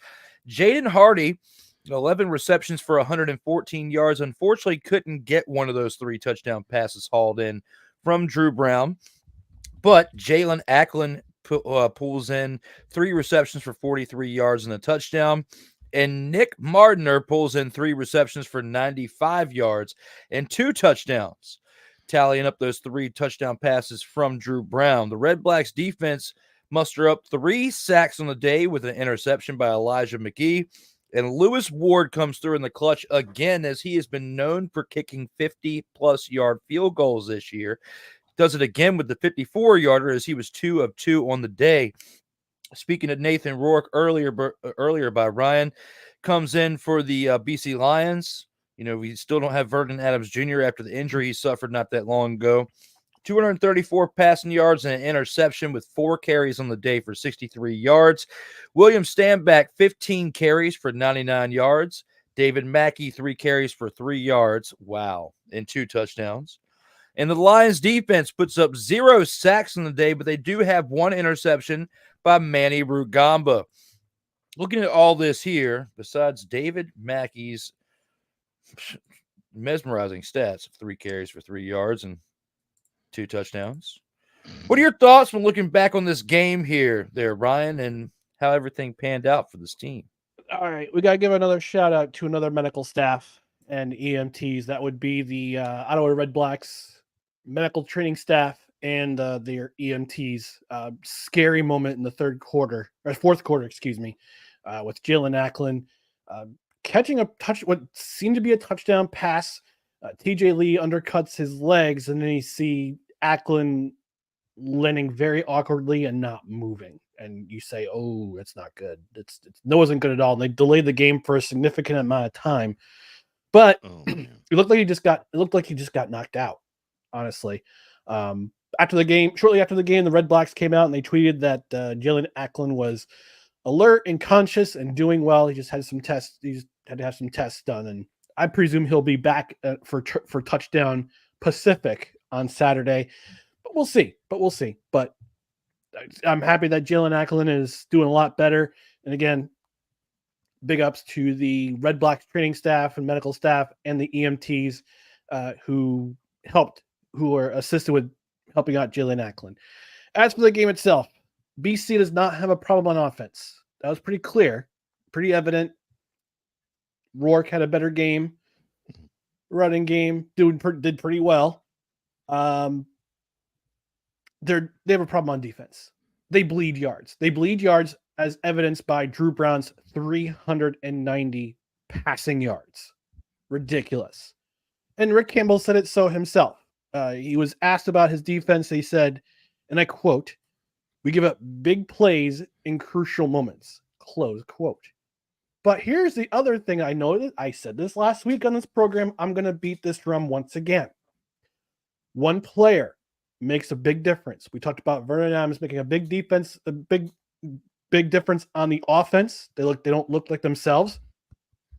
Matthew Betts, who is now on the roster for the Detroit Lions, their leading pass rusher last year, not with the team, had 0 sacks in this game. They have a pass rushing problem, and their secondary gives up a big chunk of yards on passing offense when they're against the pass. So they got some issues to work out there. Drew Brown, what can I say? Amazing. Went out last week with an ankle injury, comes back this week, throws for 390 yards and a couple touchdowns. Nathan Rourke looked a lot better this week. He's not back to full form, but he's a lot better than he was last week. Didn't throw any touchdowns, threw an interception. I know I said this name back in week 2. I'll mention him again. Justin Hardy, dog, DAWG, dog. 114 yards receiving, but he also made some big catches that extended plays, extended drives. He had a big reception on the drive that pretty much ended the game. They didn't score. The Red Blacks didn't score to end the game, but he made a couple of catches that extended that drive and kept it going. BC couldn't stop the clock. And that was a big. Justin Hardy was a big difference. Also, congratulations to first round pick Nick Mardson or Mardner, excuse me. 2 touchdowns, had his first CFL touchdown in this game on a long catch and run, on a yard, long catch and run. Caught a second in the game. The next drive, Nick Mardner, congratulations, first round pick of the Ottawa Red Blacks this year. And yeah, this was a very, aside from the Jalen Ackland situation, again, thankfully, praise the Lord, he's okay. This was an entertaining game. I was entertained the entire time. I hope you guys were too. Absolutely. I mean, it was. I would have to admit, I had to go back and look at the highlights because I was actually working when this game was being brought to us live. But I remember looking back on the comments that you were saying in our group chat about this game right here, and especially looking back on this play in particular with this individual. So looking back on it, Cole, what were your thoughts looking back on this game that we had for our game of the week? Another good rushing performance wasted. Now, I agree with Ryan. The issue with the Lions is not offense. Although, for a spell, they did not know how to be without Vernon Adams Jr., talking about the Lions. But I think they have found their way offensively finally. But defensively, they've had issues. And, I mean, it's proven in this game. They gave up 34. They only got a pick. They did not put Drew Brown on the ground one time. And they gave up almost 400 yards in the air to him with 3 touchdowns to boot. If the Lions are going to do anything, if they're going to stand any chance of sniffing the playoffs, they got to have something defensively to hold them. I think they have gotten by putting up 30, 35, 40, 45 points. And they basically had us look over the defense that gave up between 25 and 35 points to their doggone selves. And now, since they can't score as much, the defense is still allowing the same amount of points. But instead of having these games be W's, now these games are turning into absolute ridiculously heartbreaking.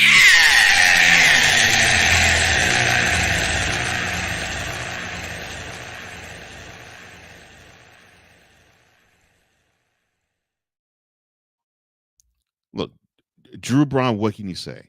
I mean, yeah, and I agree with you on your dog of the week pick with him. 390 yards, 3 touchdowns. He did have a pick, but still, he gave you over 400 yards of total offense by himself, and that's really all you can ask. You want your QB to be a difference maker. He was in this game, and if it wasn't for him, and the Red Blacks defensively still getting after it and getting the timely sacks and the pick, the Red Blacks would have actually taken an L in this game. But Drew Brown was like, nope, not this game. Yeah, so shout out to them. I'll say this. I think this was a game that the Red Blacks have said, we now have arrived and we have to be taken seriously. And yes, we're talking about you too, that team up in Montreal. I did it again. Before I give my take. Did it again. I hit the mute button. Please don't ever do that again in my presence. Now, you're lucky I didn't have a crop top on when I did that. Oh, God. Whoa, Jeez. Before we went off the rails with that, I was going to go off the rails with something else. I was going to. Before we went off the rails with that, I was going to ask you for your chat there, Cole. Is Norman Paul out my Mickey? Is that your Mickey Delaney? Look at those comments. I'm not think clicking so. on a specific one, but just look at them. Would you just look at it, as Ed Bassmaster would say? Now, as I give my Look take at the screen, on this, son. Look at the screen.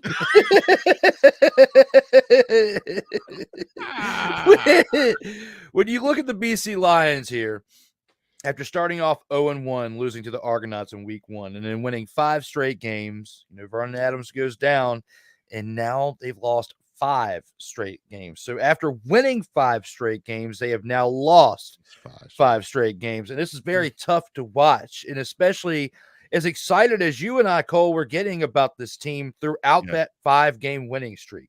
And then, Ryan, you've been here the past 2 weeks, and it's not your fault. They had already lost 3 straight by the time you came back to us here. But, I mean, just looking at this right here, can this team, is there any way, and I'm going to ask this to both of you guys before we move to the 2-minute drill, is there any way that this team can turn this thing around without Vernon Adams Jr.? I'll start with you, Ryan.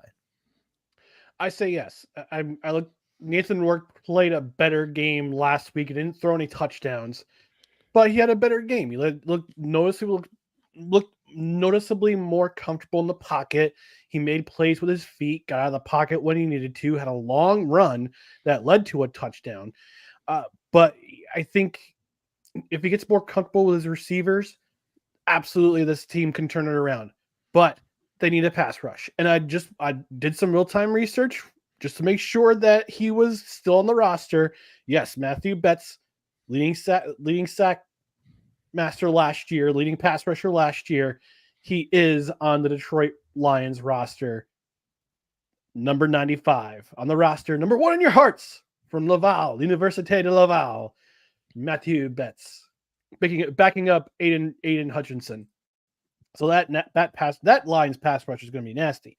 This BC Lions pass rush, however, is tame. Absolutely tame. They need to figure out how to get to the quarterback, how to make their opponents' quarterbacks nervous. They haven't done that all this year. And they need to figure out that part of the defense, that part of the team quick. Otherwise, their chances of hosting a Grey Cup is going to go down the tubes. Yep. Speaking of that, Cole, do you agree? You think they can turn this thing around, or they are absolutely done for the rest of the year? I disagree. Not that I disagree with Ryan's take per se, because his take is on. I disagree from the standpoint of the Lions defense can't stop a nosebleed. In fact, I really believe that if you were to put the BC Lions defense against a Pop Warner offense, they would have a tough time stopping them. Ooh. I just do not have any team. faith in the Lions defense at all. I don't. I want BC to defensively do something, and they haven't shown that all year. And yes, offensively, they're good, but they're going to need to have like their running back, whoever running back they have in the backfield, get 125 yards a game. They have to get whoever is going to be a quarterback throw for 400 yards for them, and you have to have this every single game for them to have a chance of winning, because they can't keep people out the end zone. And I think that's the issue. Until they can solve that problem, we're going to see them lose more games like this. You both bring up some really good takes. Because the show's on ice right now, I'm going to bring it back a little bit of spirit. When it comes to, can this team, the BC Lions, win and turn this around without Vernon Adams Jr.? I am in. That hair. I know. Yes. I don't miss the work. That's why I'm glad it's gone. But when it comes to the fact if they can, continue to reestablish the run, because they're doing okay with it. Stanback's doing okay with it. But it seems like even though he's been getting over 100 yards in certain games, they're still on this 5-game losing streak, because he had 100+ yards last week and they couldn't get a win. They're going to have somebody else that helps carry the load, and they can't rely on a quarterback to do so. Even though Nathan Rourke is 4 carries for 63 yards in this past game, we're talking about how in the NFL, the type of production of a quarterback running for 50 and 60 plus yards a game, how you're putting yourself out there and distraught. And Cole is losing his expletive over there in the background over probably something that he might want to share on the screen. Would you like to share with the class, Cole Johnson? Would you like to share with the class, Cole? Or I don't see any comments popping up. What's going on? I'll stop my take just to see this because of how much you're convulsing in the background. Are you okay? No. Are you okay? Like, what's going on with you? No. I'm fine. It's just someone said that somebody as old as, and it just caught me off guard. I'm sorry, sir. Where's that at? And where's that at in our show? Oh no, it's nowhere on the show. But I'm sorry. Continue. I was listening to you, but I just thought it just caught me off guard. Yeah, so I was like, I didn't say anything remotely anywhere close to funny as that. No. When it comes to this take right here, if the running backs, and I say running backs because this man needs a little bit of help. This man, known as William Stanback, needs a little help. Because if you're getting 100 yards rushing in a mother-fathering game, and you can't win the mother-fathering game, you need a little help. You need a little bit of awareness, a little bit more focus on what's going on in the moment instead of what's outside of it, paying a little bit more attention to what's going on in the moment.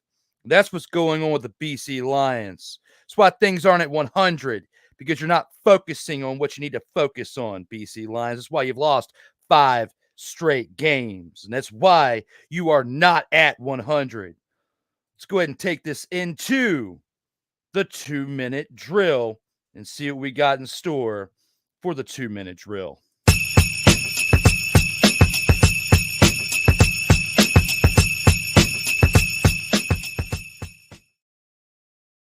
Total football talk.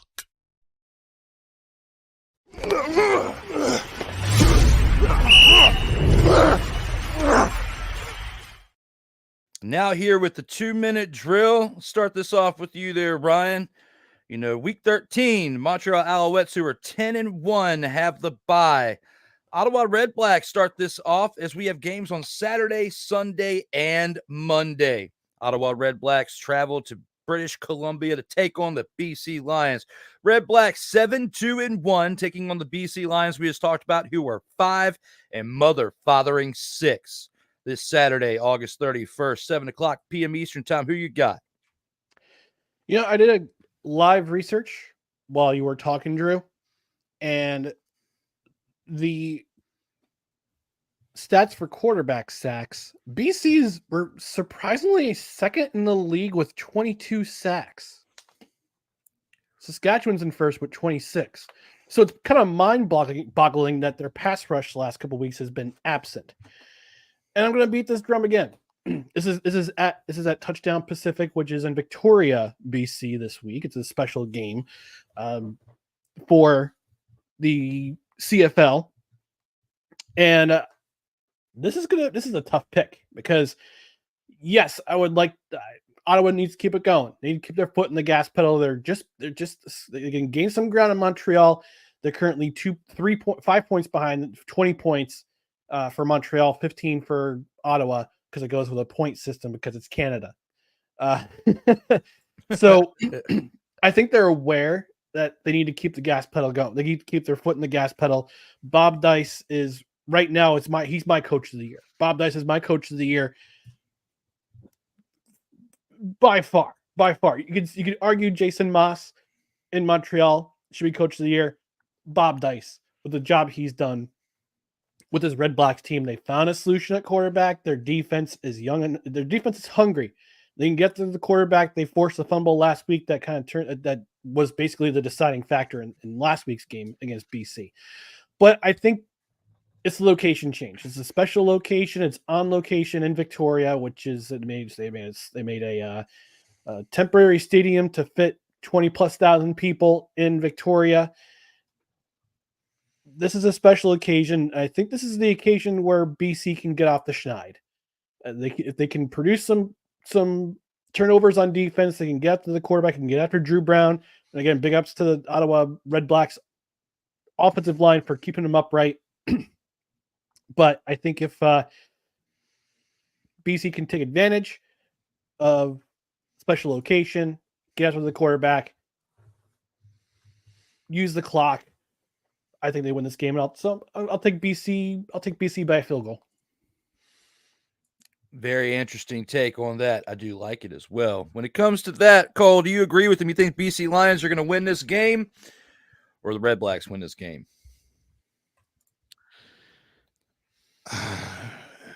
To me, the only way I could see BC winning this game is if they have some type of emotional uplift, like a Vernon Adams Jr. coming back. If you have that, then I'd probably pick BC, because then you'll have basically the Willis Reed effect, where it's like, our leader's back, and I think we now have the confidence to be ourselves. But the pressure of having so many have to basically play next man up, and it's faltering. It's faltered even at home, or in this case, near home, since I know Victoria is not their home city, but still it's in their home province. See, I know, Ryan. I didn't say state, but yeah, very good. I don't have faith in this team. I really don't have faith in that defense, and I have a good amount of faith in the Red Blacks. I think they can go on. They've proven that they can go on the road and get key W's. I think they'll do this here, and since they already have the experience of beating them just only a few days ago, I think they can turn the trick again Saturday. So I see the Red Blacks going to 8-1, and they're going to give the Lions their 6th straight loss.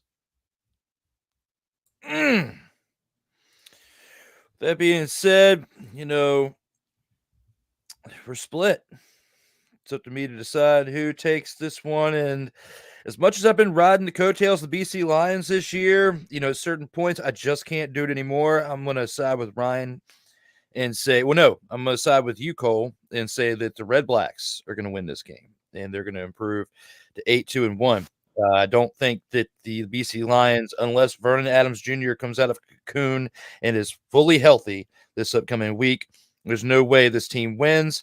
And even though I feel like if the Lions do establish their run a little bit better with dual running backs and not just leaning on stand back here, that's the only way I feel like they can do it without Vernon Adams Jr. But considering what they've displayed in the past 5 games, I'm not on board with it. I'm going to say the Red Blacks win this one, but it's going to be a close one. Kind of like what Ryan said. I just think it's going to go the other way, and the Red Blacks win by a field goal in this game, and we'll see how that all pans out. Hey, who's giving them the business? Now moving to Sunday, the Winnipeg Blue Bombers, who are now 5-6, travel to Saskatchewan to take on the Rough Riders, who are 5-5-1. Play at 7:00 p.m. Eastern time this Sunday, the 1st of September. We are already at the 1st of September. Cole, give us your take on who you think is going to win this matchup right here. Wow, that is the first time since we have done CFL coverage that you've actually said the Rough Riders name normal. That tells you, ladies and gentlemen, how horrible of a trend the Saskatchewan Rough Riders have been on. Or he might just be composing himself in the moment. But yes. Or composing yourself in a moment. Okay, well, good. You have one team that's on the way down. You have another team that's on the way up. And yes, I know the team that's on its way up is on the road here. Ooh. I got to go with the Blue Bombers. The momentum that they have, I think, is going to continue. And unfortunately, I think for the Rough Riders, it's going to be one of those real close, hard-fought L's again. It's not that I don't believe in this team. It's I believe more in the Blue Bombers in this case. Ryan, what are your thoughts on this one? Do you think the Blue Bombers are going to take this one and improve to 6-6? I'm going to be the contrarian here, and I'll go with the Saskatchewan Rough Riders. Yes! And I'll tell you why. Lord. This week is Labor Day week. Labor Day weekend is a special weekend if you're a CFL fan, because this is akin to rivalry Saturday in NCAA football. This is when your arch enemy, your arch nemesis comes to town, or you visit them, and you get to play them on either you get geeked up for this game. And especially over the last 2 decades, this game in particular has been the game you get geeked up for, the Winnipeg Blue Bombers and Saskatchewan Roughriders. And I think I talked last week about the Saskatchewan Roughriders learning from their mistakes. Well, they've lost their last 2 in a row. They're winless in their last 4.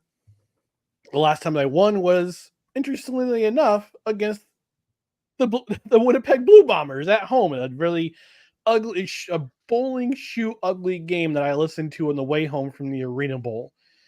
So this is one of those games you get geeked up for, especially if you live in the province of Saskatchewan or you live in the province of Manitoba, because this is the first of a back-to-back series with your arch nemesis. And Saskatchewan, they turn out. Those people turn out at Mosaic Stadium. So I think if you see Saskatchewan get after Zach Collaros a lot, and they do a lot of the things they did about 6 weeks ago against the Blue Bombers, I think they win this game, and I think that's what I'm going to go with. I'm going to go with Saskatchewan's defense standing firm against this Blue Bombers offense, who has gained a lot of momentum on the rushing side, but Saskatchewan's defense, we've seen over the last couple of weeks, they're very tough against the run. Very tough against the run and the Blue Bombers, their bread and butter is the run right now. That's going to be the X factor, is the defense for Saskatchewan. I'm taking Saskatchewan in a very close one. I really want to disagree with you because of what they've done over the past 5 weeks, right? 0-4-1. They're playing like a bunch. Not so Rough Riders. They're playing like a bunch of these dumpster pelicans right here on the screen is what they have been playing. Like, there's Trevor Harris right there. I see him right there. He's wearing the ball. Bring him up again. Look at that beak. Look at that beak sticking out. You can definitely tell who that mother father is. Now, when you look at this situation, I want to disagree with you. But based on what you just said, especially with how their defense is playing, they're racking up multiple interceptions in a game. They're getting a decent amount of sacks.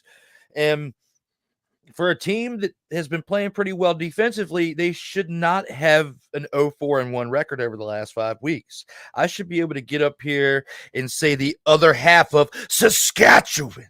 Okay, but I'm not going to, because I don't want to get myself excited just to let myself down again.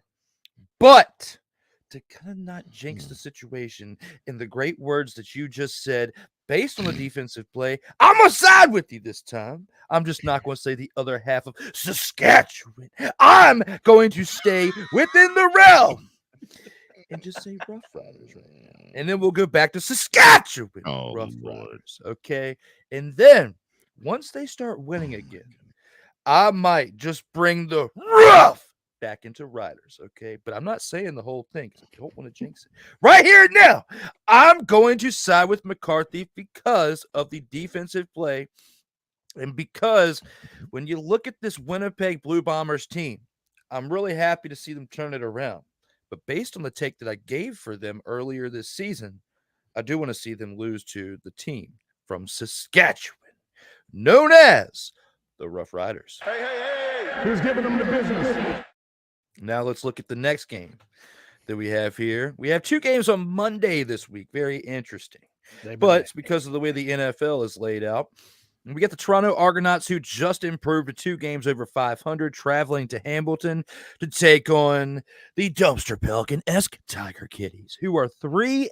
They're playing at 2:30 p.m. Eastern time on this Monday, the 2nd. When we look at this game right here, who wins and why there, Cole? Is it the Argonauts or the Tiger Kitties?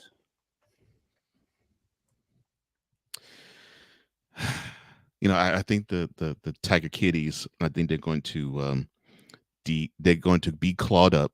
They're going to have their wonderful effort. They're going to go. They're going to take the game to the Argonauts. They're going to win the game. I have so much faith in them. I really believe that the Argonauts are going to be ashamed of themselves for thinking that they had the audacity to go to Hamilton and win the game. We got to pause that.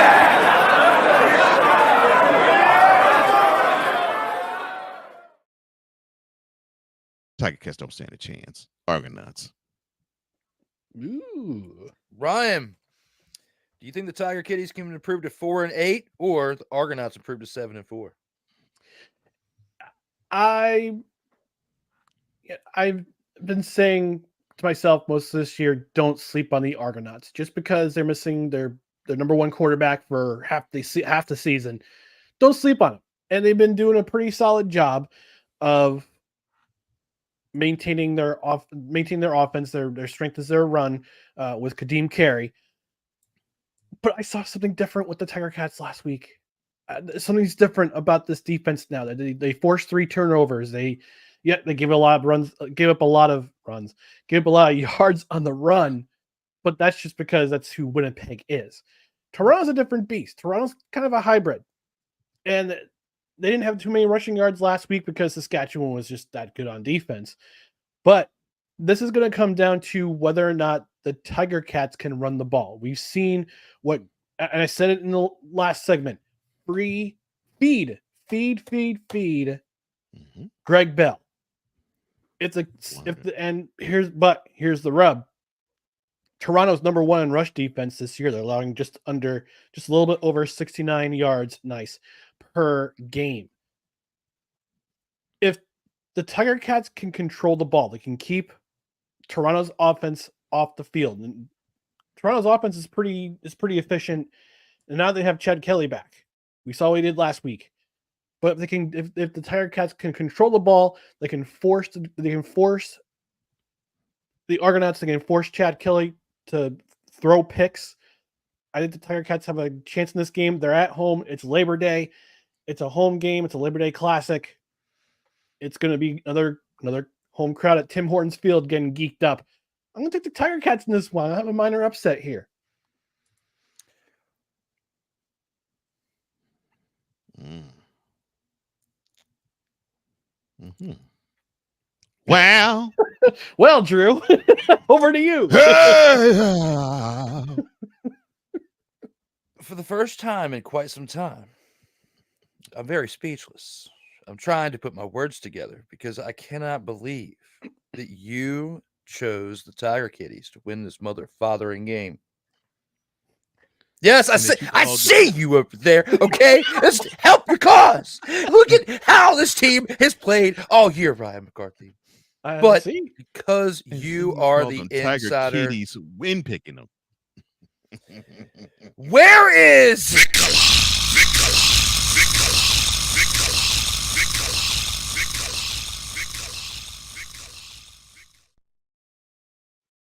when you need him? Okay, I need him right now. I'm gonna throw his face on the milk carton, even though earlier he threw 2 comments in this show and said, "Don't put him on the milk carton." I'm putting him on there because he's not here right now. I need his backup. Okay, I need his support. Because Ryan McCarthy thinks that the Tiger Kitties are going to pull an upset on this Toronto team. Now, if there was any time that they were going to do it, it'd be during a very rare game that would throw everybody for a loop at 2:30 p.m. Eastern time on a Monday. So I'm kind of starting to get where he's going with this a little bit. They're geeked up. They're at home. And the Toronto Argonauts have been playing pretty lackluster this year, except for when they beat the BC Lions in week 1. That was probably one of their biggest games. They took the wind out of the sails out of a team that was at the top of the league at that point. Now, I'm still speechless. I'm still trying to find the right words to put together because I still can't believe that he picked this team. And I still can't believe I'm about to side with him on this because he threw some really great points. I think that's why I'm speechless here. Because of how he sold me. It's twice. That's twice. So I told you how many yards that Elkamos had in the third quarter against Montreal. You were speechless too. It's the second time in this program. You should be selling cars, bruh.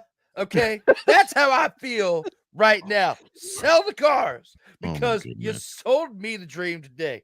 Now, looking at this right here, the Tiger Kitties need this win if they're going to have any chance of turning their season around, which they're not. But if they want to have a small glimmer of hope for 1 week, now is the time. And the Argonauts are the team that you can do it against. So especially when you look at how the Argonauts won this past week.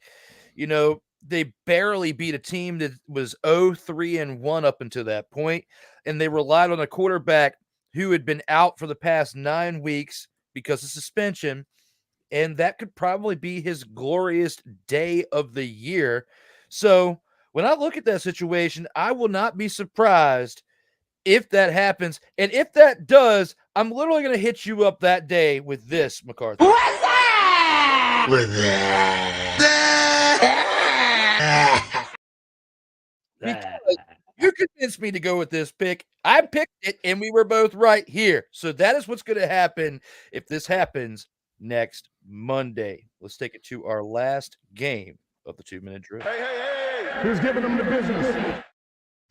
Now for our last game of the 2-minute drill, that same day, Monday the 2nd, Labor Day at 6 p.m. Eastern, the Edmonton Elkamos, who were also 3-8, traveled to Calgary to take on the Stampeders. What do you think is going to happen in this game there, Ryan? Is the Stampeders going to win this game at home, or do you have another upset brewing with the Edmonton Elkamos?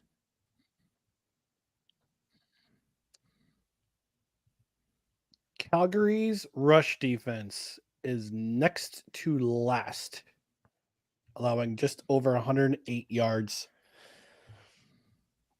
per game.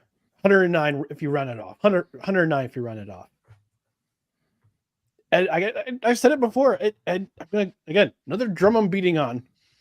Edmonton with Jerry Jackson has found the magic formula for this offense.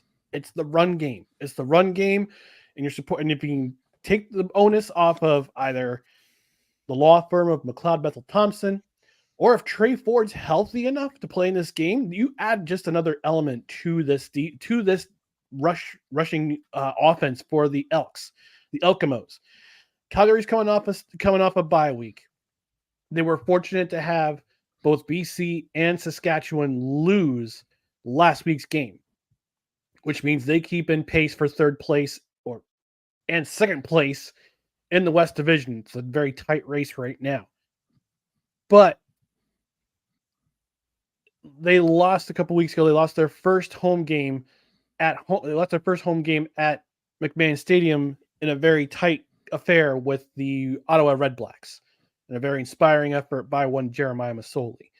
If Trey Ford can play in this game, it'll add a new element. Edmonton played solid defense last week against Montreal.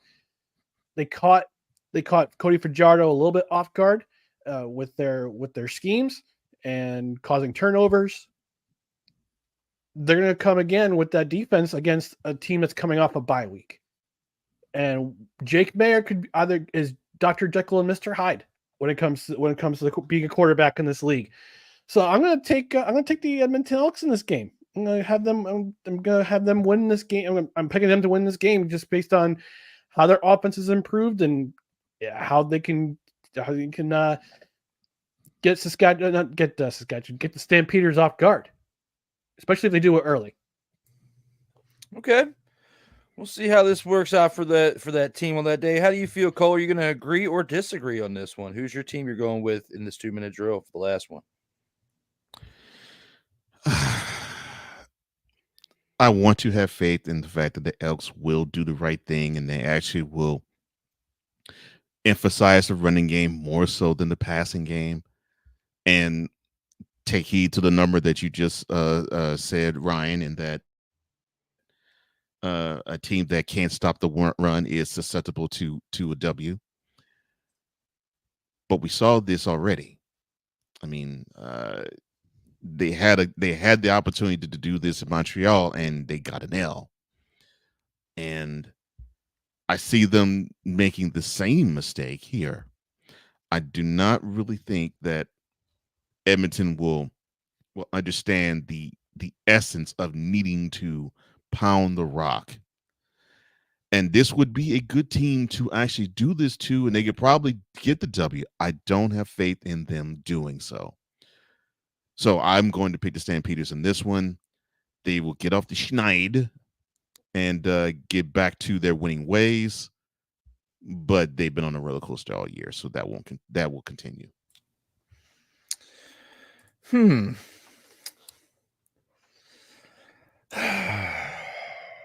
going with the Elkamos in this one. Yeah. I like the Elkamos in this one. And the reason why I'm going with the Elkamos is because that team was 0-7, okay? And they are 3-1 in the past month. They have been drinking the right Kool-Aid. And it is not Coach Prime's Kool-Aid. They have not been going to Colorado and drinking that and getting upset and going off on reporters and then having to have a school defend you because you can't defend yourself and tell him that he is barred from questioning over there in media. Has nothing to do with my take on this, but it has everything to do with the energy. And the energy is that the Edmonton Elkamos are going to improve to 4-8.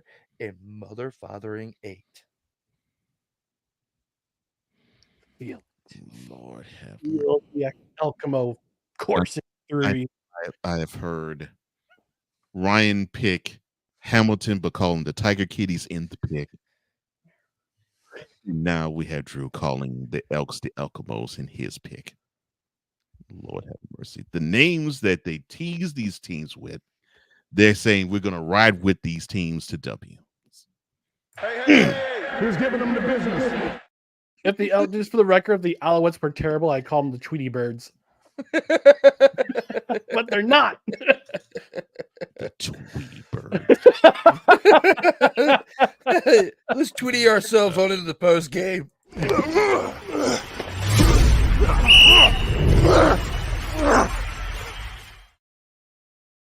Total football talk. As long as it's one. It's great. I love it. When it comes to episode 52 of Total Football Talk, we are now at the point where we got to discuss the post game, our closing thoughts. Let's start this one off with our guest, that being Ryan McCarthy. Thank you, Mr. Willingham and Mr. Johnson. Go! Speaking. Two Harry Carries, really? Yes! I'm going to have an ice cold pitcher of Bud after the game. So let me go back to original thought. My final thought for this game, for this episode. A couple days ago, actually it was yesterday, I was looking through my Facebook feed and my memories came up. And it was 15 years ago yesterday that I got the chance to go to New York Giants training camp. These were the days where Giants Stadium still existed and the Giants needed a home to train. They currently train down in East Rutherford. But for a good decade plus, they trained at the University at Albany campus.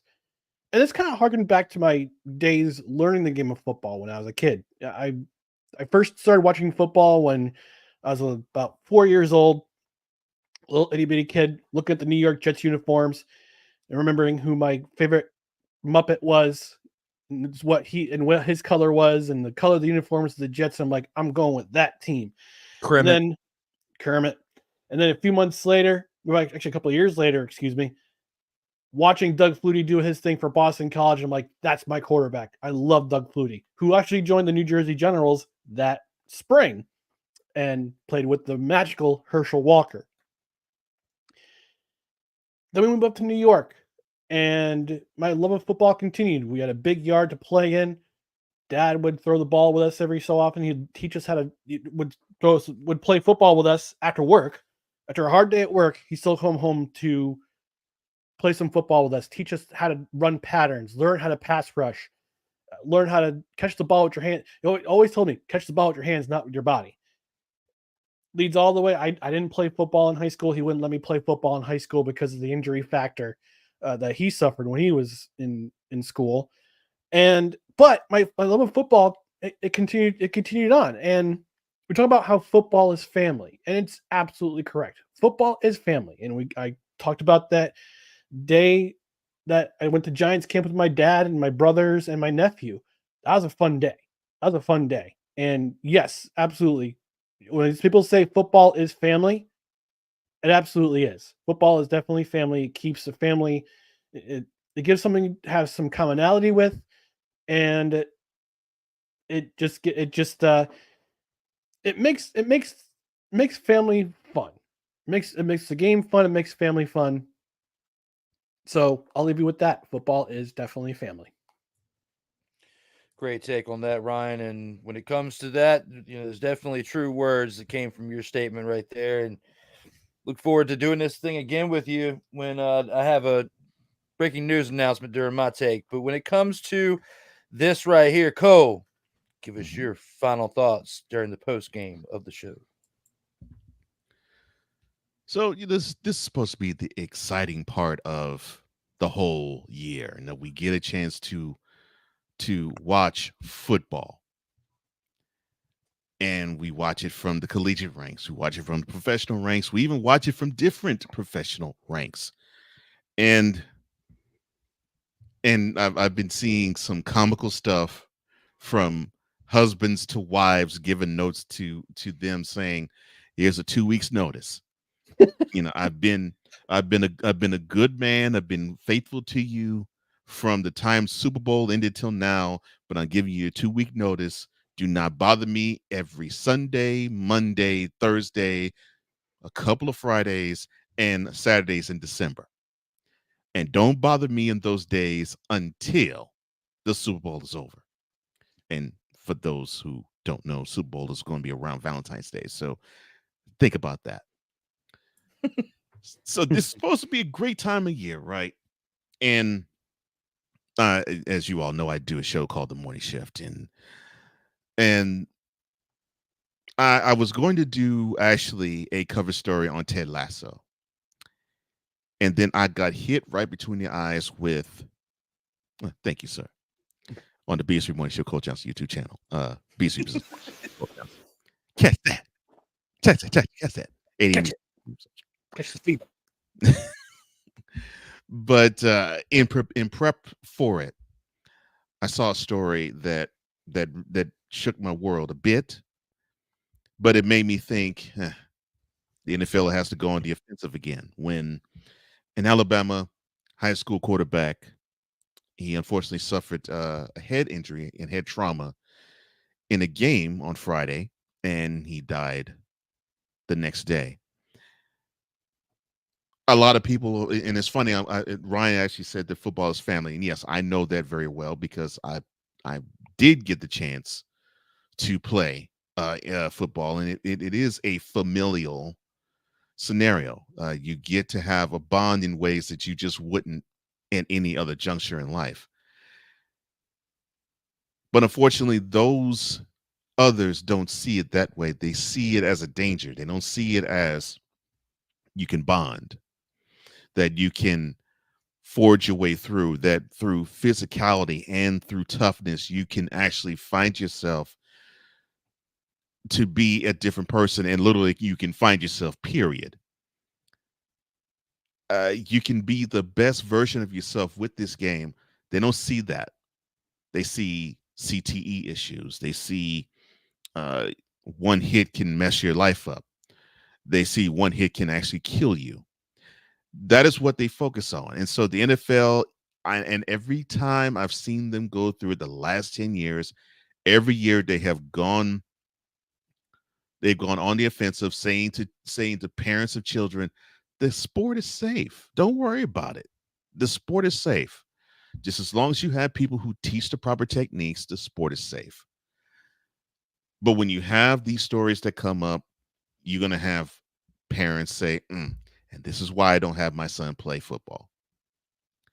And this is on the throes of seeing girls wanting to play football, and some of them succeeding. All of this is this menagerie. All of this is this gumbo that is stirred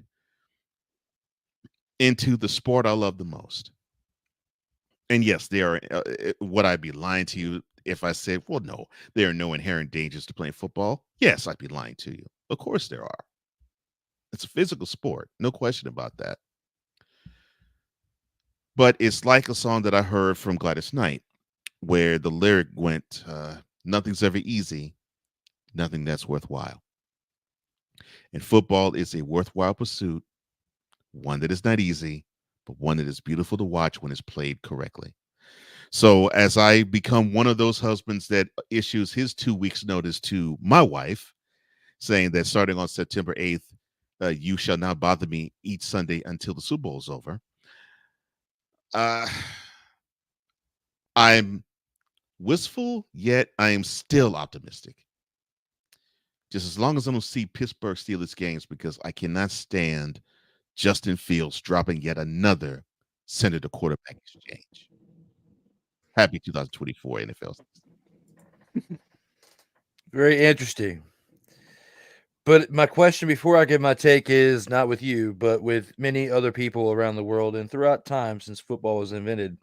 You think football is the reason why divorce rate is so high? It might be, but you got to. I think you have to have the right type of woman, or the right types of women. Either one, it's like, yes, I understand this is something you love. As long as you entertain what she loves, that's good. Or she actually is just as big of a fanatical nut about football as you are. Yeah, and it also probably helps if during the off season you're devoting the time in the right ways to make up for those Sundays and Monday nights and some Thursdays, where you're watching football. So yes, very, very great take on that. And from both of you guys to set me up for what I have to discuss here and now. I think I just said here twice, but it's a good thing about the radio. It's going to get cut out anyway. All right. Now, when it comes to our take for the post game, it's hard to follow up what both of my guys here said. Look forward to discussing more football with them, but in a different way in the coming future. As we've been discussing over the past few months throughout this summer, as we've kept this show alive throughout the summer, even during a time where NFL is not really popular, from the Super Bowl until now. We have talked about the XFL, we've talked about the CFL, and it kept this thing rocking and rolling all the way to where we're just outside of the 2024 NFL regular season. There have been a lot of changes. This is the 52nd consecutive week, 52nd consecutive episode of Total Football Talk. There's been a lot of changes. Cole's work schedule has changed a little bit, and he's brought in a new project that takes up a good amount of time.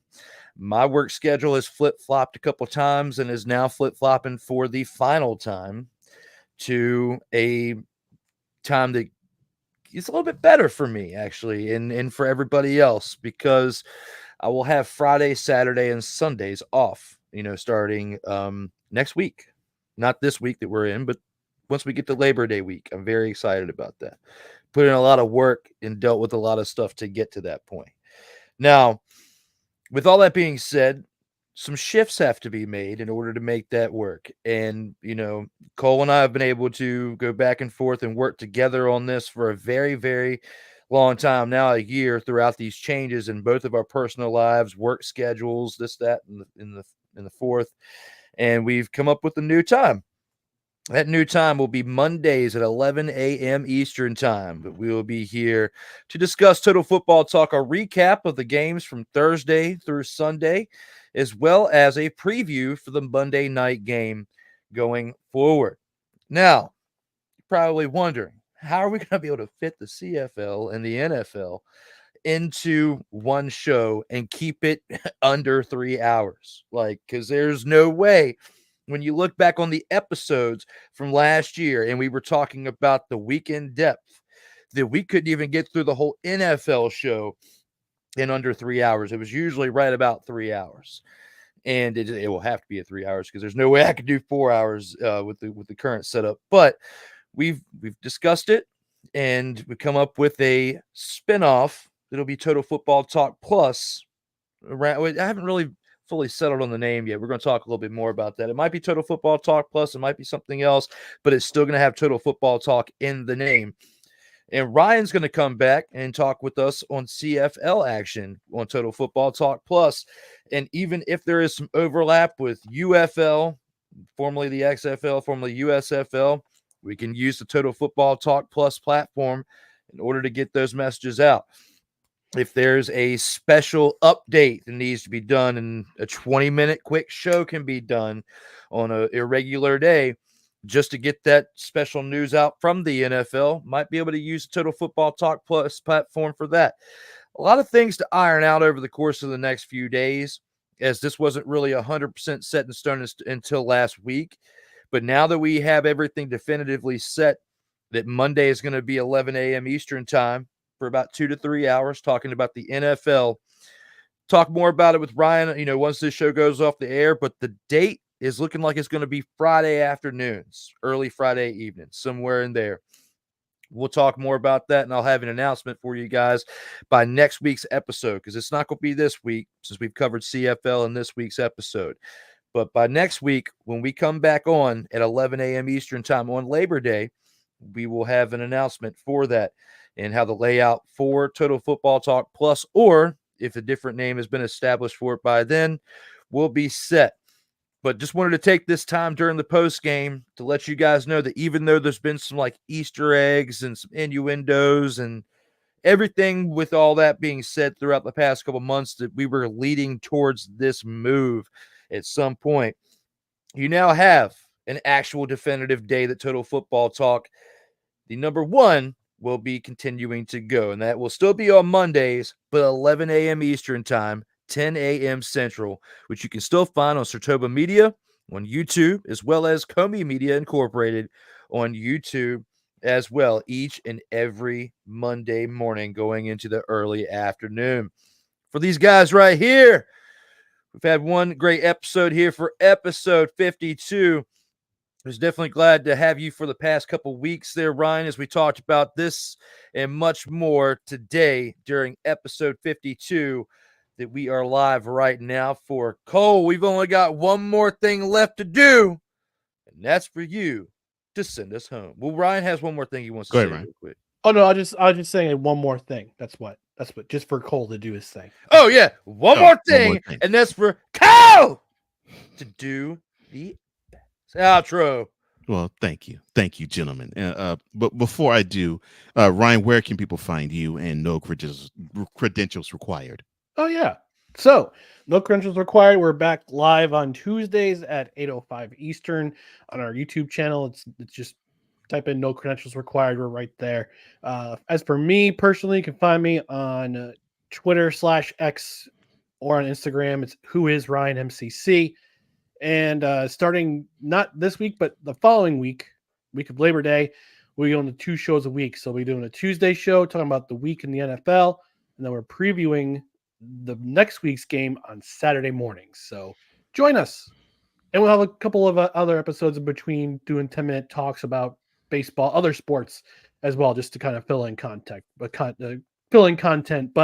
mostly we'll be covering the NFL from next week all the way up until Super Bowl in February. Huh. Well, thank you for joining us, Ryan. And yes, thank you for having me. I appreciate you joining me. No problem. Appreciate me joining us. You. Yes, that. I'm so accustomed to joining you on no credentials required. Yes, that's understandable. Yes, that's probably what it was. Is that I was so accustomed to you joining me that, yeah. So yes, thank you for inviting me on. I love talking CFL with you guys and chopping it up with the with our friends talking about the league up north. So thank you for letting me come on and have a platform to do it. Well, the feeling is 100% mutual. We're glad that you're here, sir. And if you want to find my man Drew Willingham, go to work. You have to find him on many different social media platforms. Sertoba_media on Instagram, Sertoba_media on X, _Sertoba on TikTok, I believe. And of course, you can _Sertoba on TikTok.